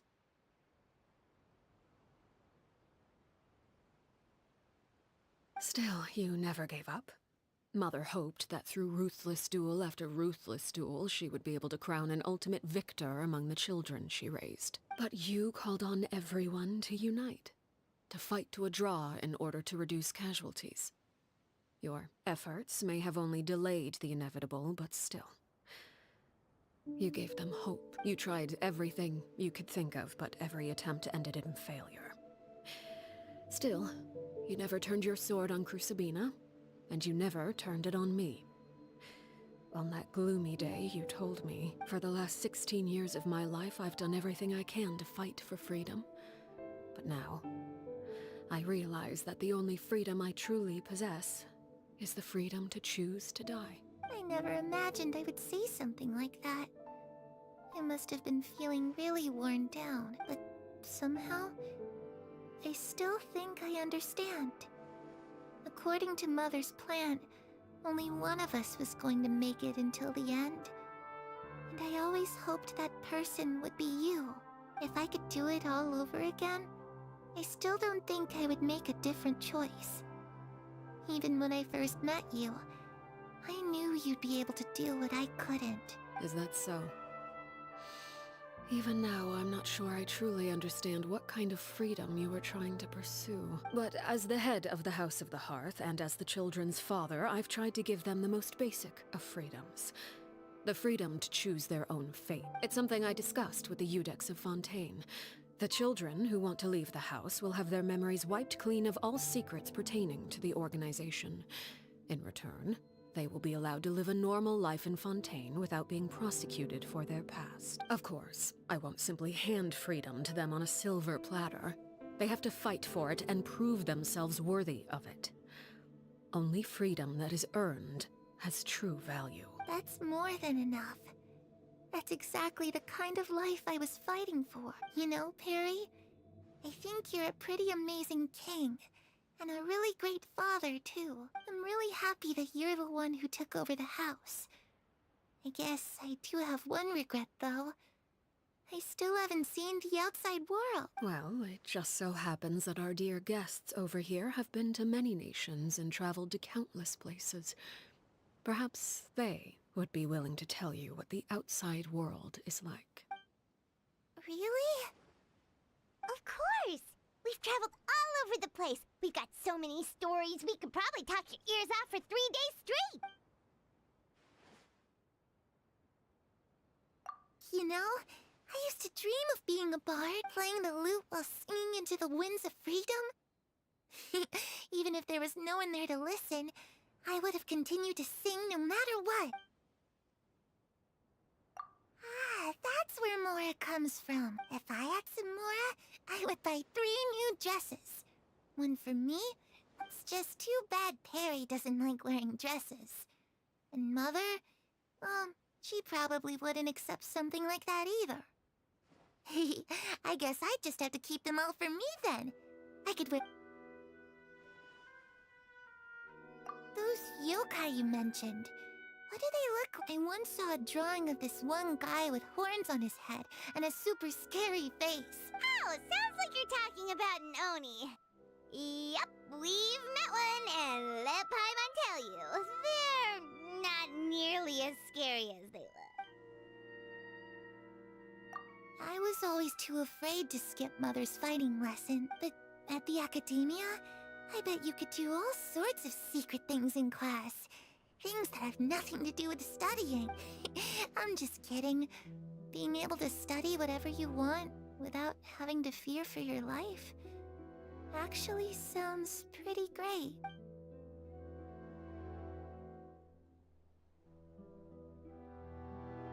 The situation was super dangerous. Lenny and Lynette were accused of committing a crime. Oh no, that must have been... Don't worry, we were able to turn the situation around super quickly, all thanks to Detective... How'd you do that? Come on, tell me! Okay, so it was like this. After the failed magic show, we rushed to the scene,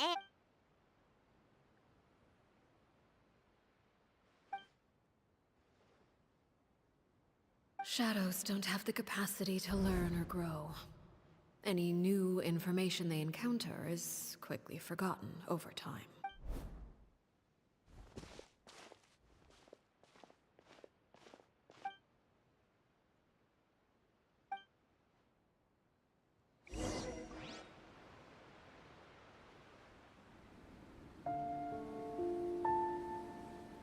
Clairvy, you've worked tirelessly from the shadows to overthrow the House of the Hearth. Now, by my authority as the Knave, I shall announce how this matter ends. You are hereby expelled from the House of the Hearth. You are no longer tied to this place, nor are you bound by its rules. You're saying that I can finally leave? I get to experience the outside world as well?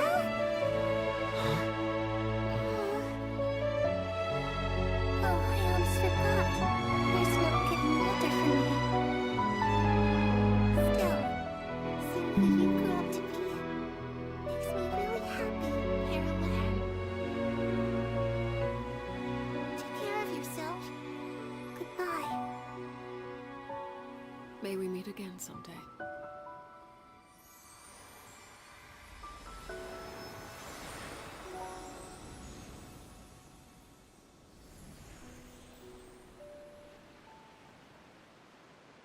Clairvy.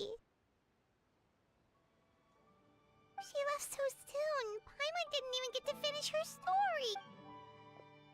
I also have certain sentiments left unsaid. I wanted to tell her that the aurora I saw in Snezhnaya was just as beautiful as the ones in the pictures. But a shadow's memories reset at dawn.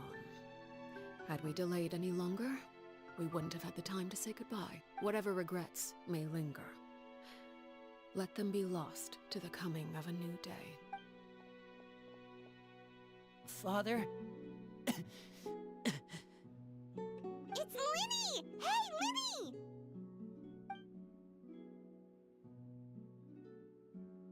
What is he doing back here? Let's go check it out.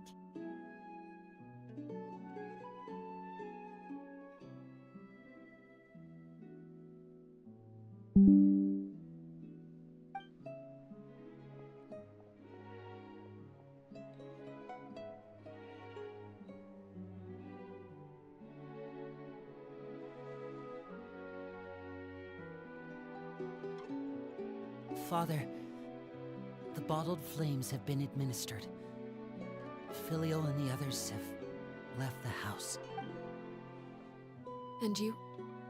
What have you decided? Thank you for giving us that choice, Father.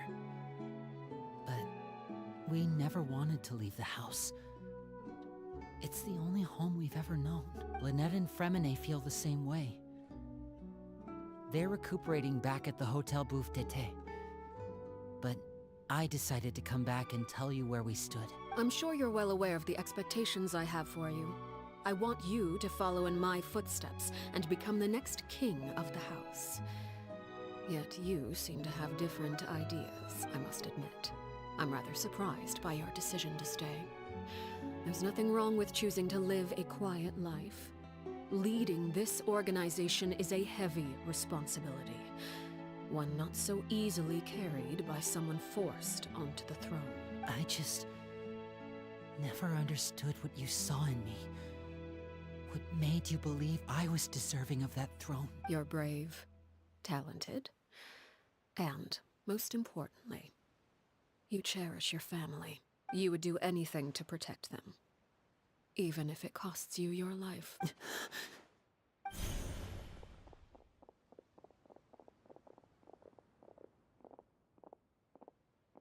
Speaking up back there was so brave of you, Linny.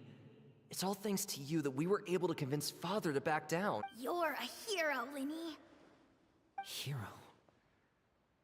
Father is the real hero. Had Father gone all out during the duel, there's no way I would have walked away with my life. She must have had it all planned from the beginning, from the very moment she suggested a duel. I'm not deserving of that title. I'm not strong enough, or smart enough. You're wrong. In my opinion, all you need to be deserving of the throne is conviction, and the necessary strength to act on it. We may have different ideas of what it means to be a family, but you can hardly be said to lack conviction. What you truly lack is strength. For someone of your talent, though, that's something that will come with time. Even without that strength, you still chose to face me in a duel, even though the odds were stacked against you. That capacity to honor your convictions is what I truly see in you. Father. No one knows what the future holds, what tragedy or triumph may be in store. Being at the head of this organization requires the strength of will to face whatever comes. Caution will only hold you back. If reaching a certain standard were required to go after what you want, I would never have succeeded in killing my predecessor.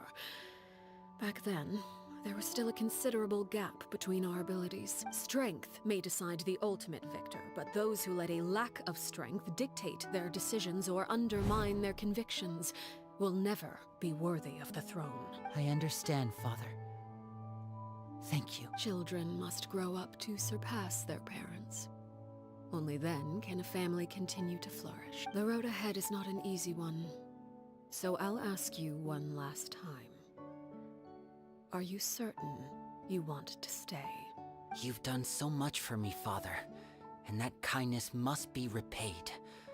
Plus, with Project Stuja at hand, there are many dangers ahead, and I, for one, don't intend to back down. Protecting my family at all costs. That's my conviction. Then you're welcome to stay. As for Project Stuja, you need not be too concerned.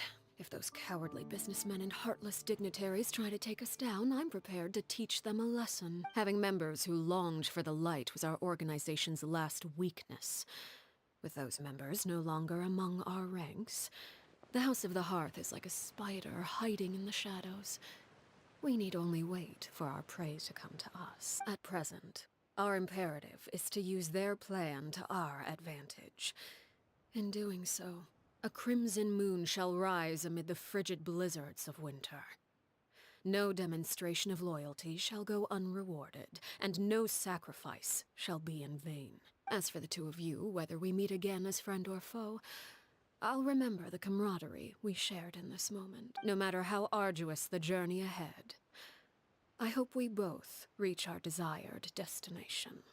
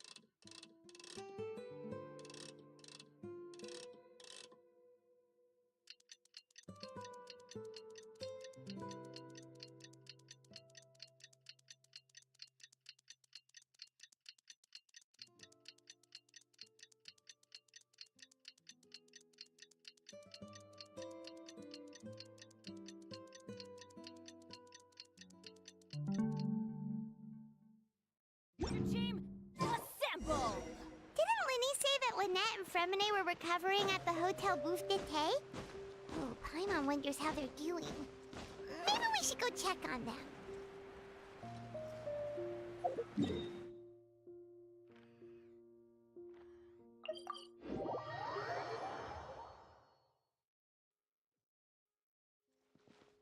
Adventure time!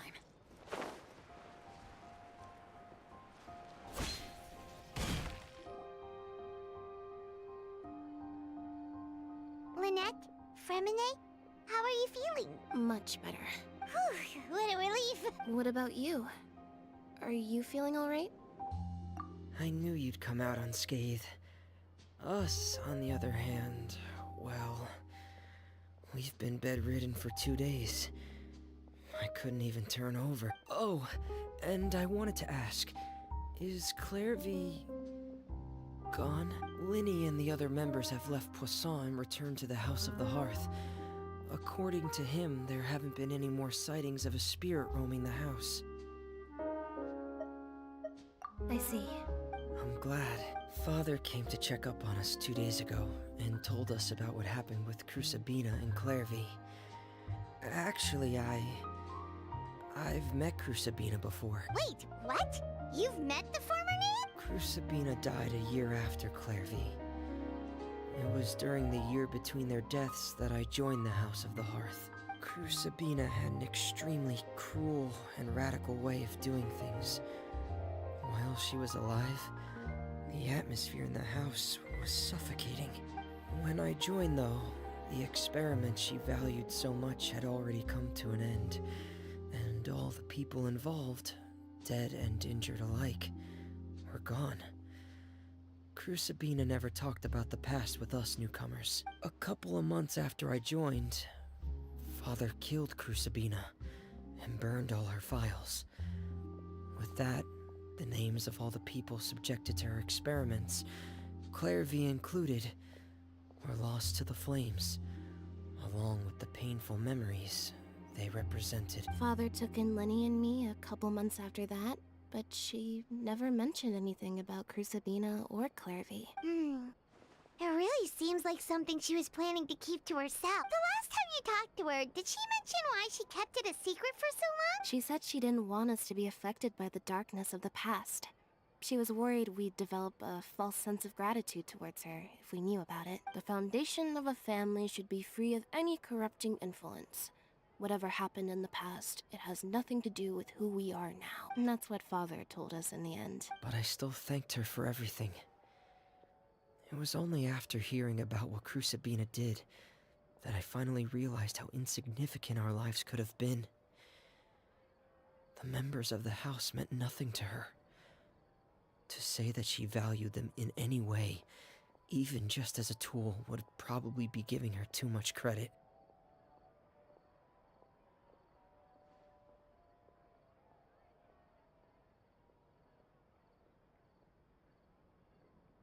If Father hadn't taken over the House of the Hearth, I probably would have already... Father rarely brings up the fact that she saved us. She doesn't believe that being indebted to her should be what ties us together. But even if we didn't owe her anything, we would still choose to stay. Because this is our home. We may have arguments or times when we feel wronged. Some people may even choose to leave. But as long as Father is here, we will always have a home. Whether the path before us is bathed in sunlight or shrouded in shadow, we'll follow Father wherever she chooses to go. So I wanted to say thank you for helping us make it through this crisis. Without your help, we could have lost a lot more along the way. Oh, we didn't do anything, really. Of course. You're welcome anytime. Are Filio and Nantoy okay? I actually saw them at a cafe this morning. They didn't recognize me. From what I could tell, they were drinking coffee and talking about one of the operas that started running recently. They seemed happy. If I had to take a guess, I would say they finally found the kind of life they always wished for.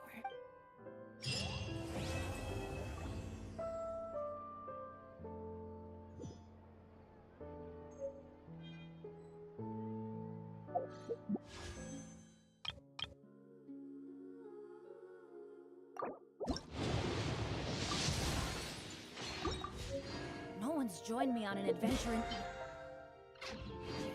Come on! Let's go!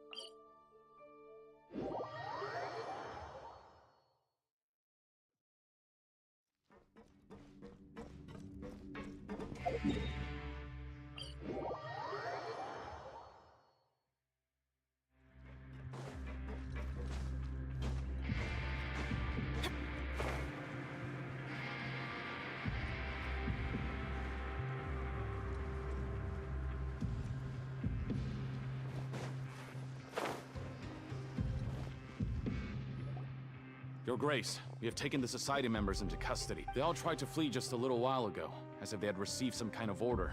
We decided to forestall their plan, and were just about to send the word when you unexpectedly arrived. Great work, everyone. You had prepared for something like this all along? I had them stay here to keep an eye on things, so I'm glad that my intuition turned out to be correct. Perform a thorough search of the Society's headquarters and bring all the members to me. Understood, Your Grace. Now, let's check on them. As expected, they all have a hollow thorn inserted into a wound on their head. Ooh, Paimon's glad her eyesight isn't so good that she can see it from here. Paimon's gonna float away for a bit. They probably left it there as a lasting reminder of Dugier's censure. These people must have had to endure an unimaginable amount of pain.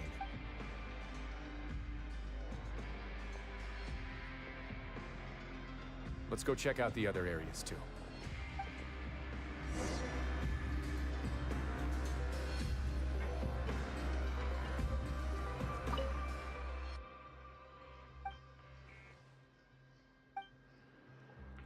Hey, come here. Have a look at this.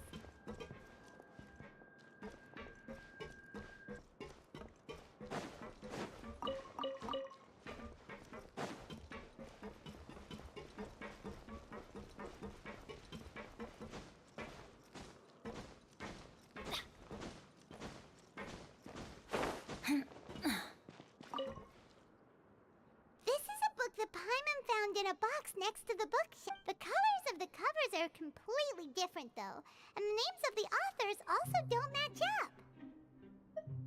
Yeah, and they dared to claim that they...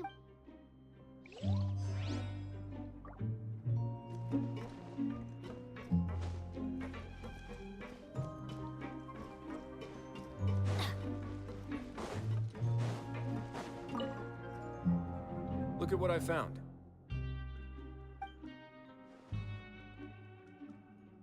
This is a surveillance port. With this, Dugier would be able to remotely monitor everything that's happening at the gathering place. So even if Dugier's not there in person, he'll still always have eyes on the members. Indeed. It's easy to become lost in and if any action you take may be deemed a mistake. And perhaps it's better to do less. Or to not do anything at all. Dugier has already tamed them to his will.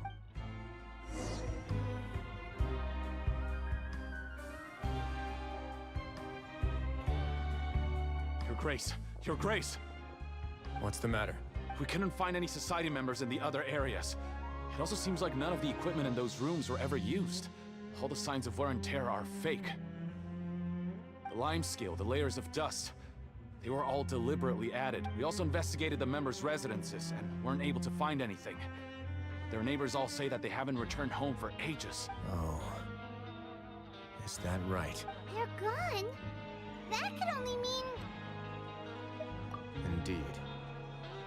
As long as he allowed Society members to mingle with others, even with threats of censure, Dugier knew that he couldn't stop all of his members from speaking out. Meanwhile, this marvelous gathering place will lose all of its value as soon as a whistleblower sounds the alarm. So instead of being his real base, this is just an elaborate performance.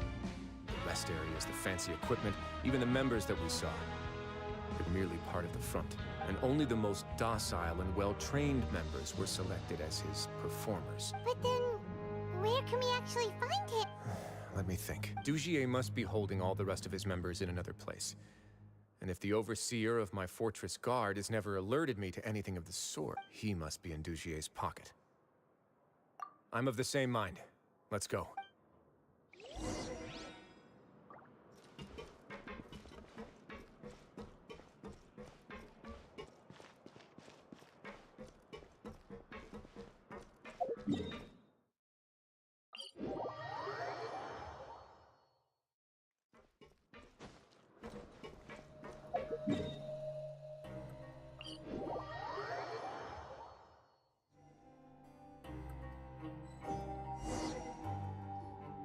Did that person flee here? That's the most likely scenario to me. He's probably already caught wind of Dugier's declaration of war against me, and has fled to seek his protection. Let's keep heading down. There are some abandoned areas in there. Since he needs space, I'd guess Dugier probably converted them into his headquarters. We should be on the right track. Now, we just need to find that turncoat. Let's go. We can take this path. You guys take the other.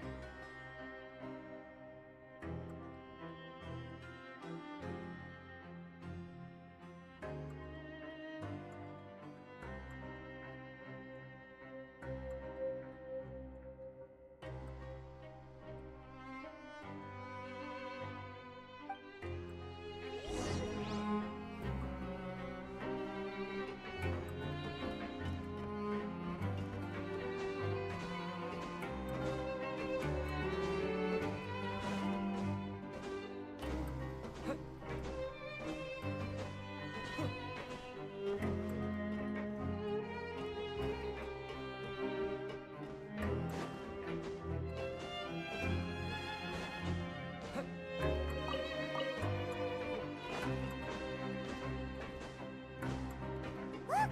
There's a fallen guard over there! Paimon sees some society members too! After them! It's rising! Run!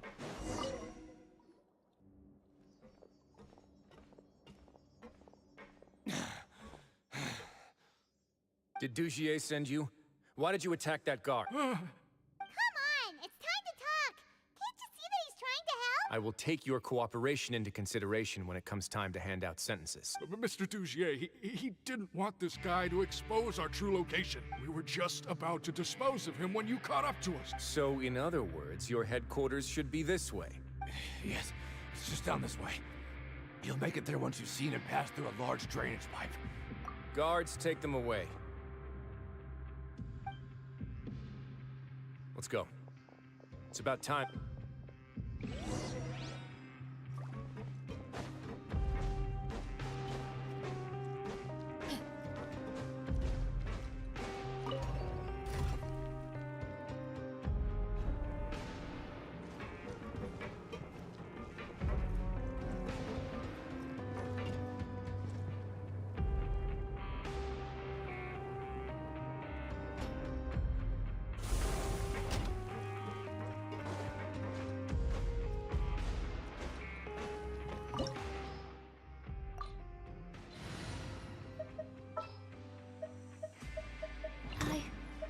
I can do it.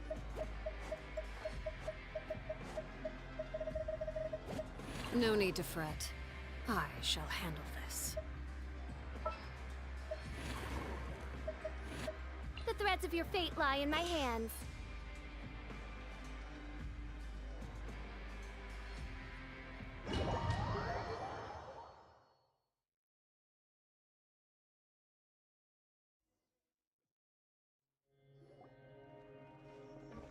There's so much space down here. Yeah, these are all former work areas. They've been left abandoned due to a lack of funds. There are usually guards on patrol here. It would seem that all of those guards have been bought as well. Stay sharp. He's got a ton of surprises waiting for us, I'm sure. Please.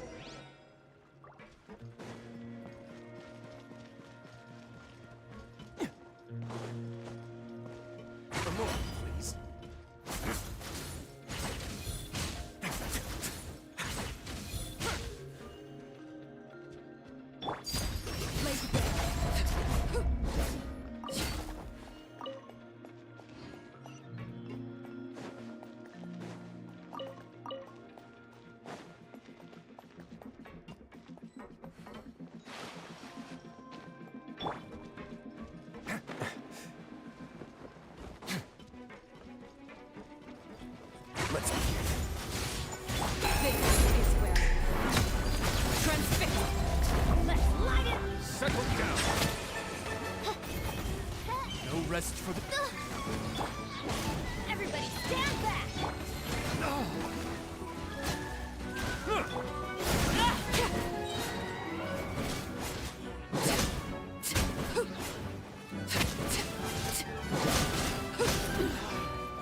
Be sanctified. Bow your head. Lay bare. Witness my wrongs. Hey, are you okay? You're safe now. Just follow the guards and leave this place. Who knew that there'd be Gardamex here? Dujier really prepared for everything. And that would explain the strange decommission requests I received, as well as account for all the Gardamex that had mysteriously gone missing. Seems like he's prepared for an all-out confrontation with me. Hey, what's this? Seems like some kind of handbook. Let me see.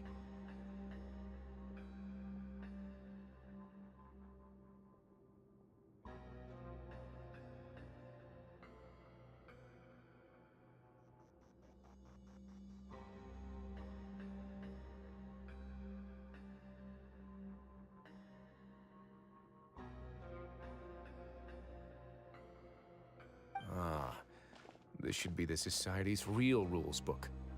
It lists all the rules that they're expected to follow. Members are not permitted to speak to each other or to leave without formal permission. 5 members shall form a group, and the whole group will be punished for any single member's wrongdoings. Anyone who reports a fellow member's misbehavior shall be rewarded with food and water. I see. So it's much as I expected. But that's just cruel and unreasonable. To obtain food and water, prisoners are forced to snitch on others, and in the process cause pain to those around them. To avoid punishment, they learn to stop talking with one another. This leaves the wounds they've already received to fester, however. And so resentment builds until every prisoner has become an island. Finally, isolated and without hope, they accept their fate as Dujier's slaves. Do you remember what happened to Paimon? She rejected all the snacks in the box once she was spooked by that black gem. She's usually all for tasty snacks, but she chose to go against her instincts after a negative experience. Ugh, is that the best example you could come up with? Anyway, Paimon still thinks she made the right decision. No, your decision was valid. However, it's also valid to interpret that as a decision that you only made under emotional duress. The human heart is like a raft in a vast and empty ocean. We convince ourselves that we're in control, but in truth, a single wave could sweep us off course and send us crashing into the path of a storm. Those who use fear to lead others astray must pay for that crime.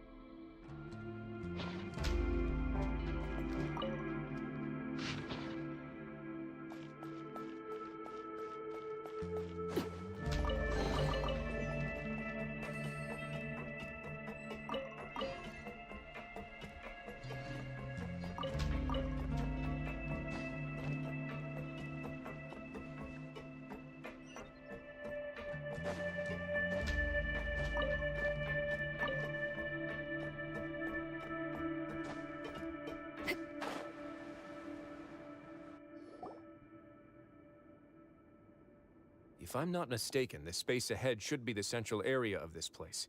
But the door's been locked. Rather than confront Dujier, I think it's more important right now for us to rescue as many Society members as possible. You guys should wait here. We'll try to open the door and check out some other spots.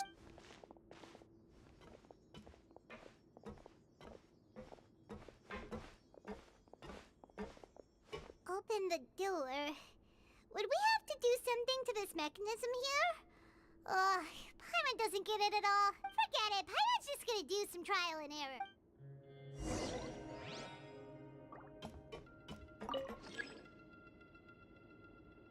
Whoa! It's turning! Is it because we touched this thing?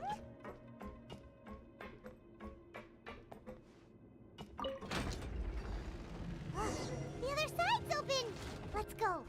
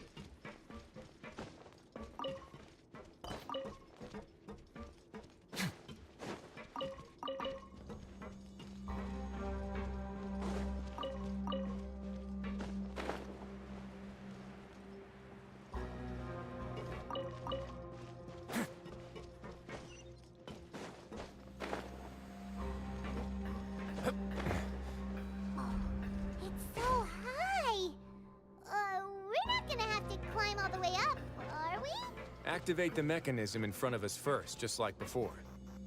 Let's see if that changes anything.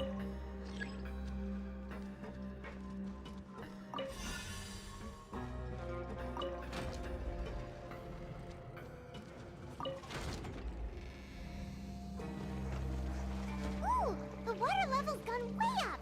So that's how we'll make it to the top.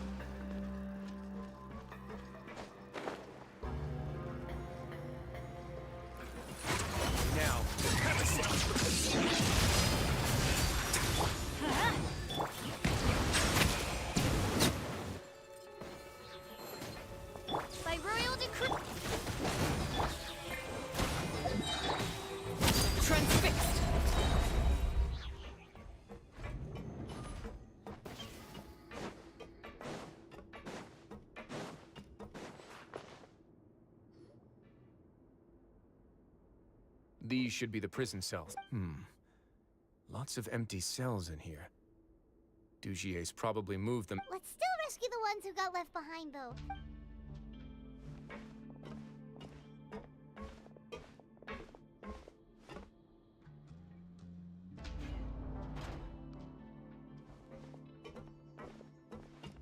Hey, it's all right now.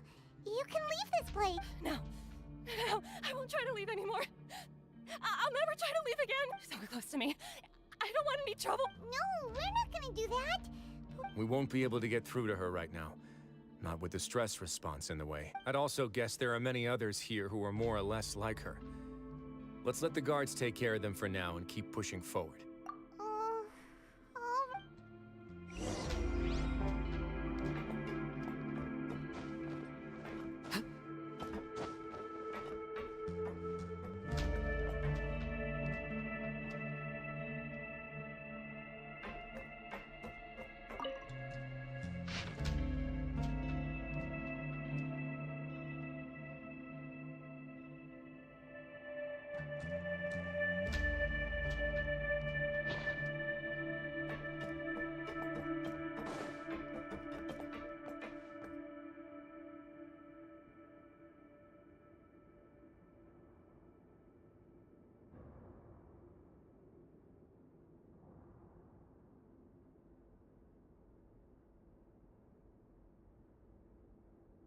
What could the children be up to? Never mind. Let them do as they please.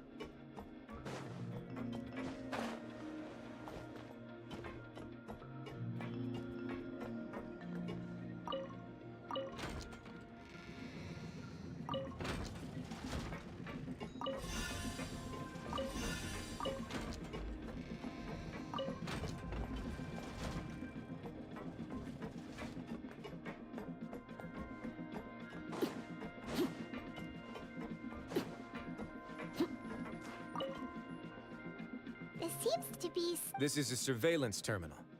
The information collected by the I'm sure Dugier really enjoyed sitting here and making his people dance like puppets on string. Oh, that makes Paimon even angry! This seems to be... This is a surveillance... I'm sure Dugier... Oh...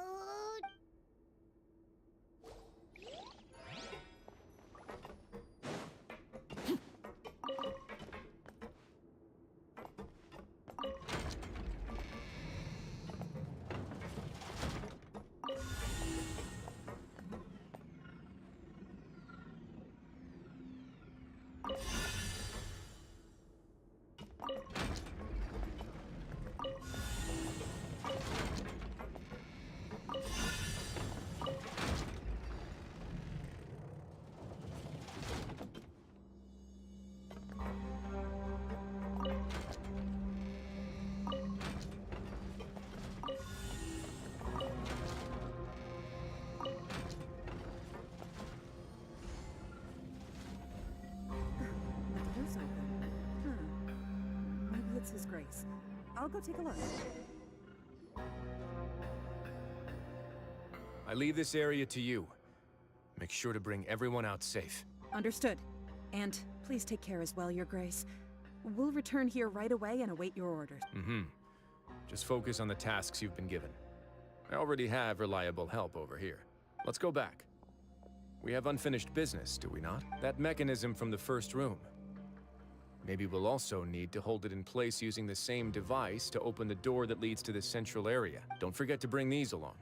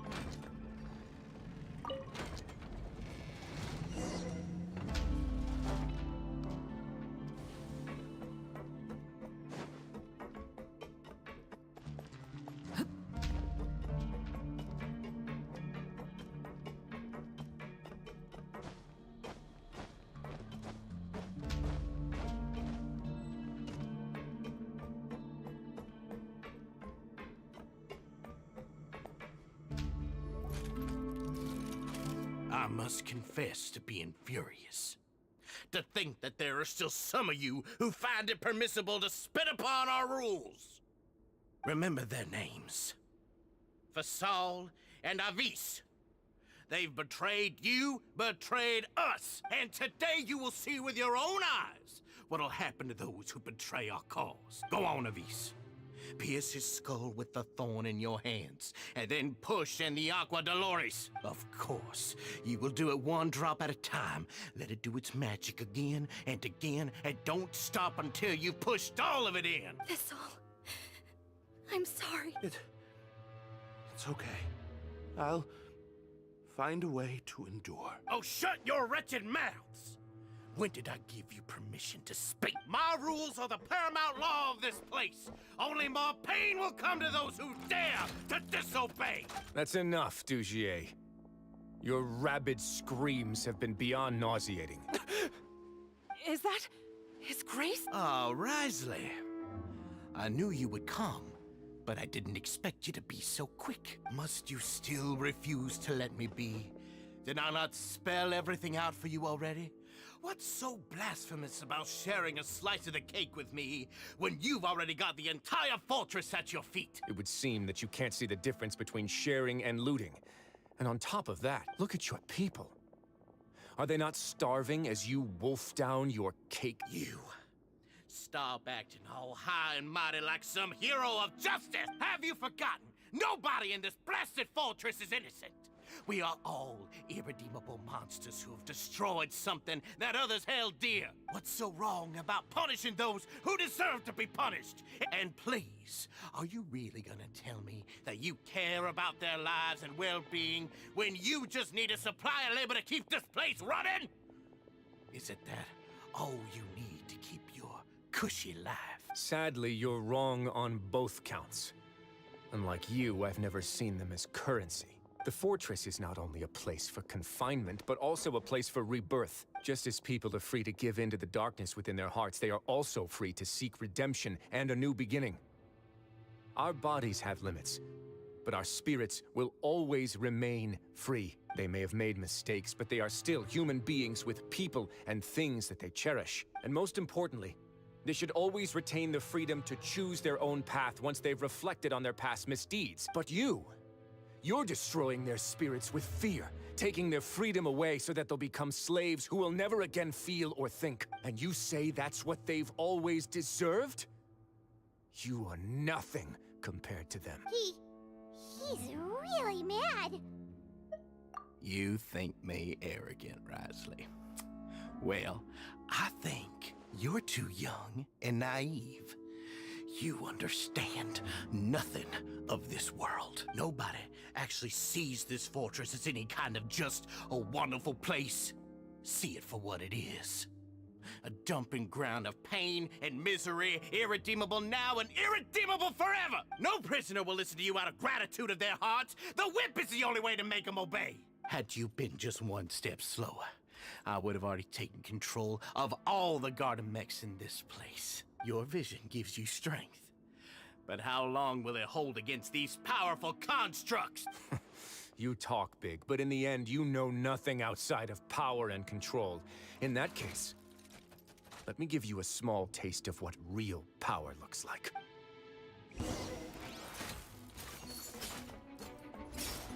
Laid to bear. Be sanctified.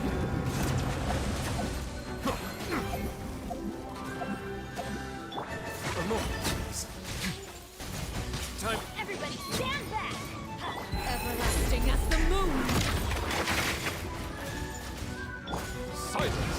Midnight Phantasmagoria!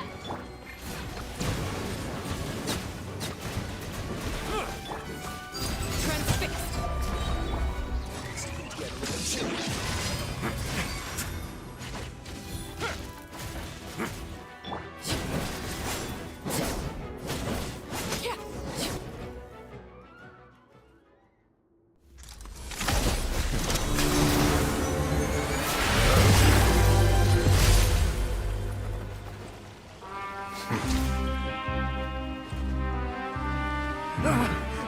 If you think fear can control everything, well then, terrify me. Don't high road me. You're just another crook. And it's time you got treated like one.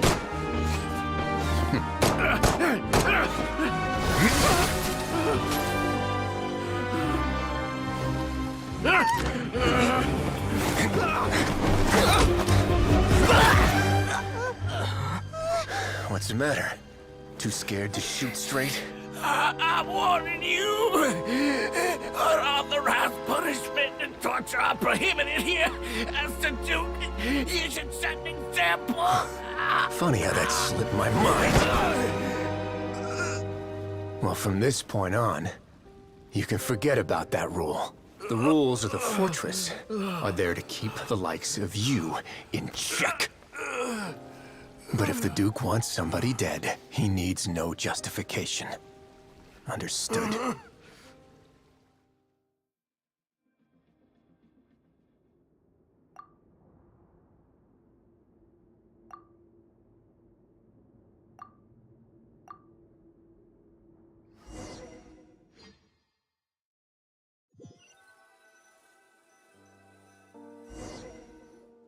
Sorry for taking so long. Did I keep you waiting? No, not at all. Paimon didn't know you were so considerate. If you ask me, I'd say I actually feel very helpless. There's no way that I could truly empathize with the fear that the members felt every day. I could comfort and compensate them all I want, but it might still not be enough to repair the damage that has been done. I have to take responsibility for it, as does the fortress.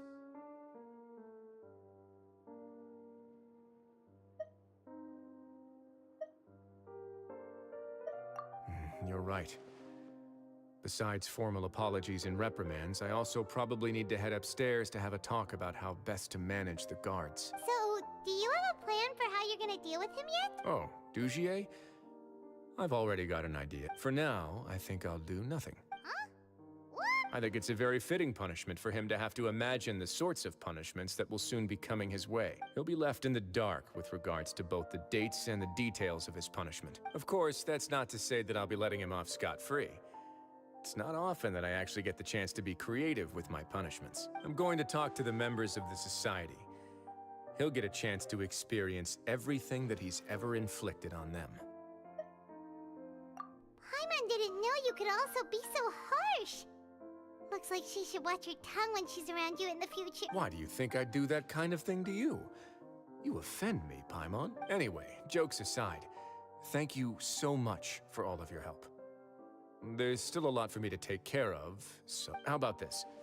I'll treat you to a meal in 2 days at the Coupon Cafeteria. We should have a better handle on things by then. No, Paimon's had enough of that place. Don't worry, it won't be the same old welfare meal. I'll make the necessary arrangements. Oh, then you've got yourself a deal.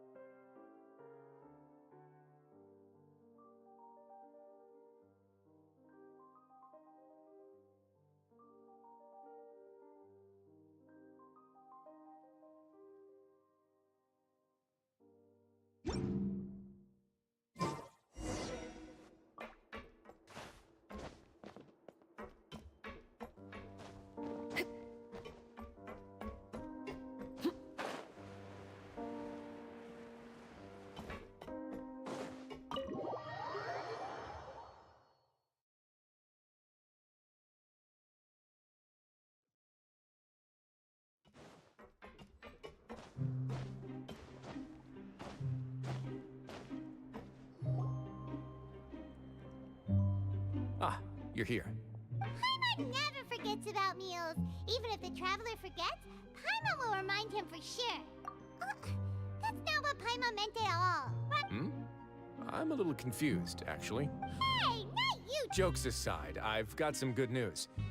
After taking a look, the doctors have let me know that it shouldn't be too difficult to extract the thorns, which means that everyone should be able to recover after a period of rest. As for their mental recoveries, most are making good progress as well. We've added a few who were more severely affected to a special observation list. You sure got everything taken care of, Risley. I try my best.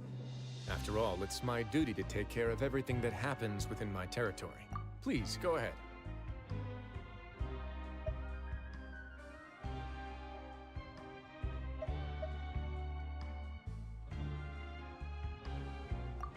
That's a bit of a long story. I once had a similar experience.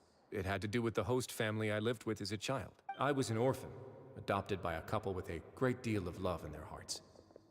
I had many siblings, and we all adored each other. Once we were older, Mom and Dad would turn us over to be individually adopted by families of greater means, and go on to adopt more young children. They were perfect parents. Or so I thought. And then? And then, I found out we were merely raised as livestock. Once we had reached a certain age, our parents would bring us to the market for sale. All children that were sold would leave the house, and nobody would know what became of them. As for those who didn't sell, they were merely disposed of. Did you know I once considered myself an extremely lucky child?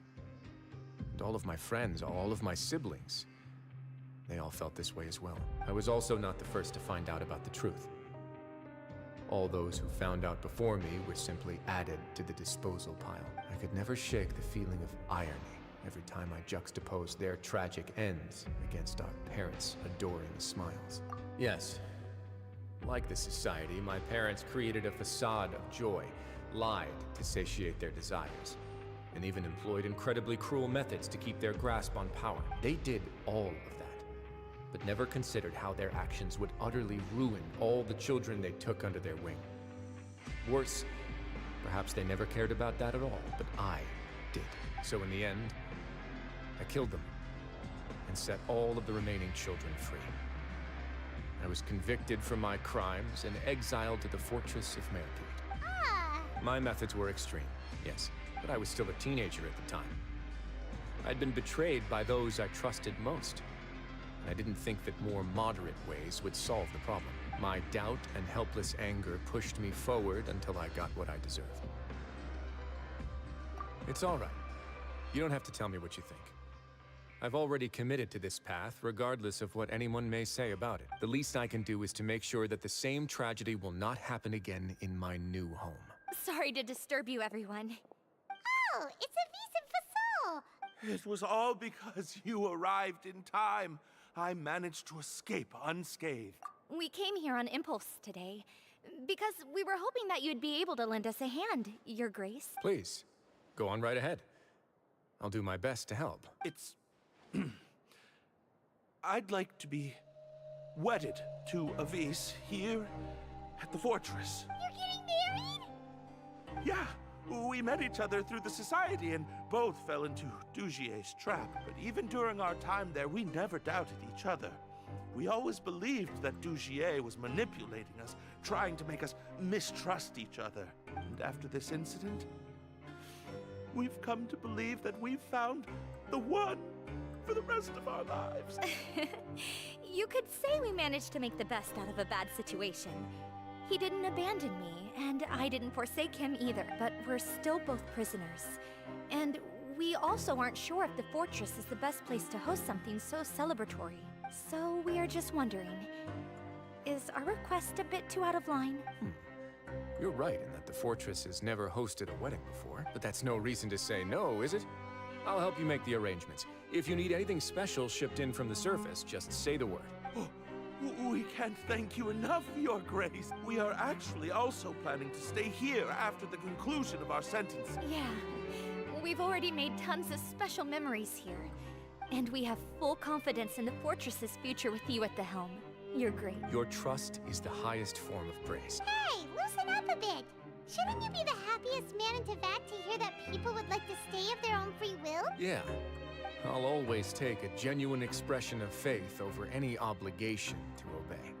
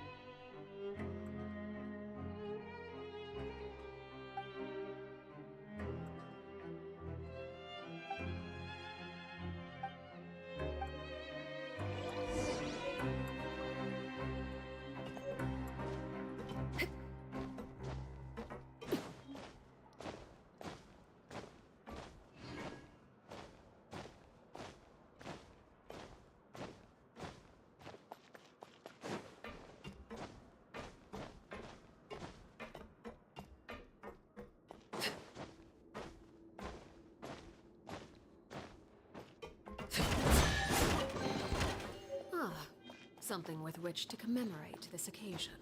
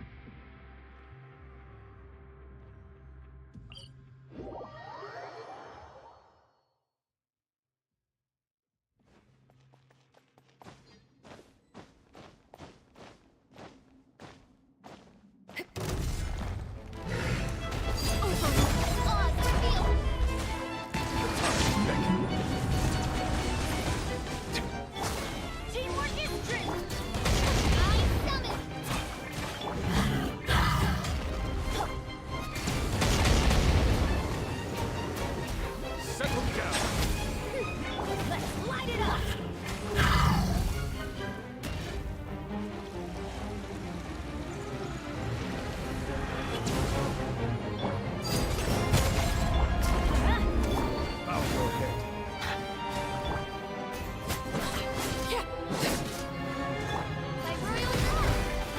Let's light it up!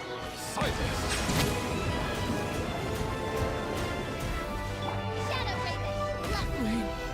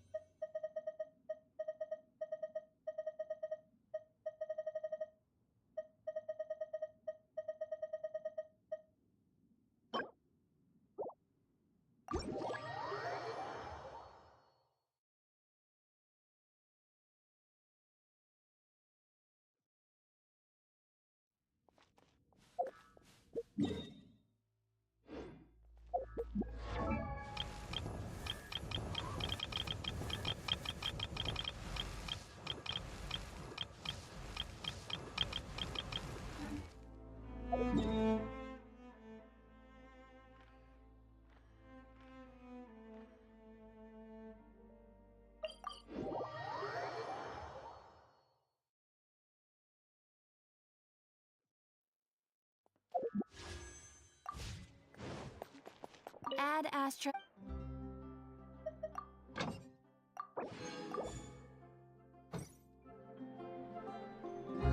Add Astra.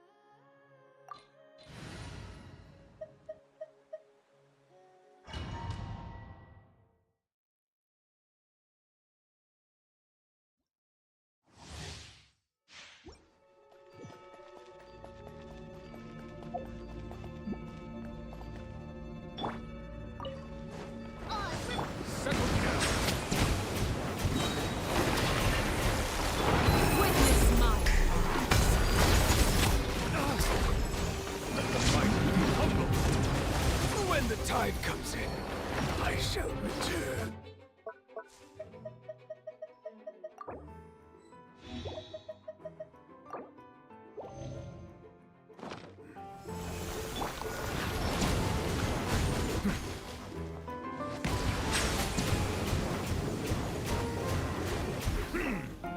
By royal decree.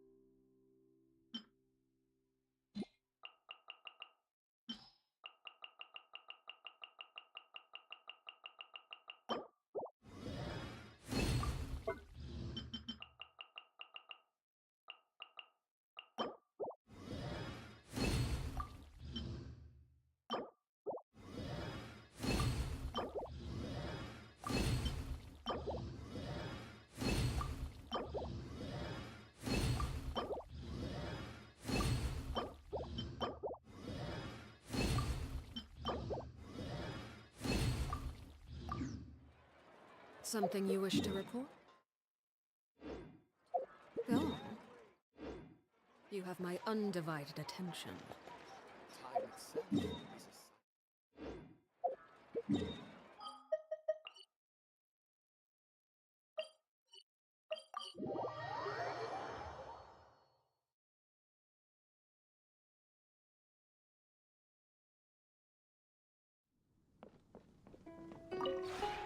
This realm is...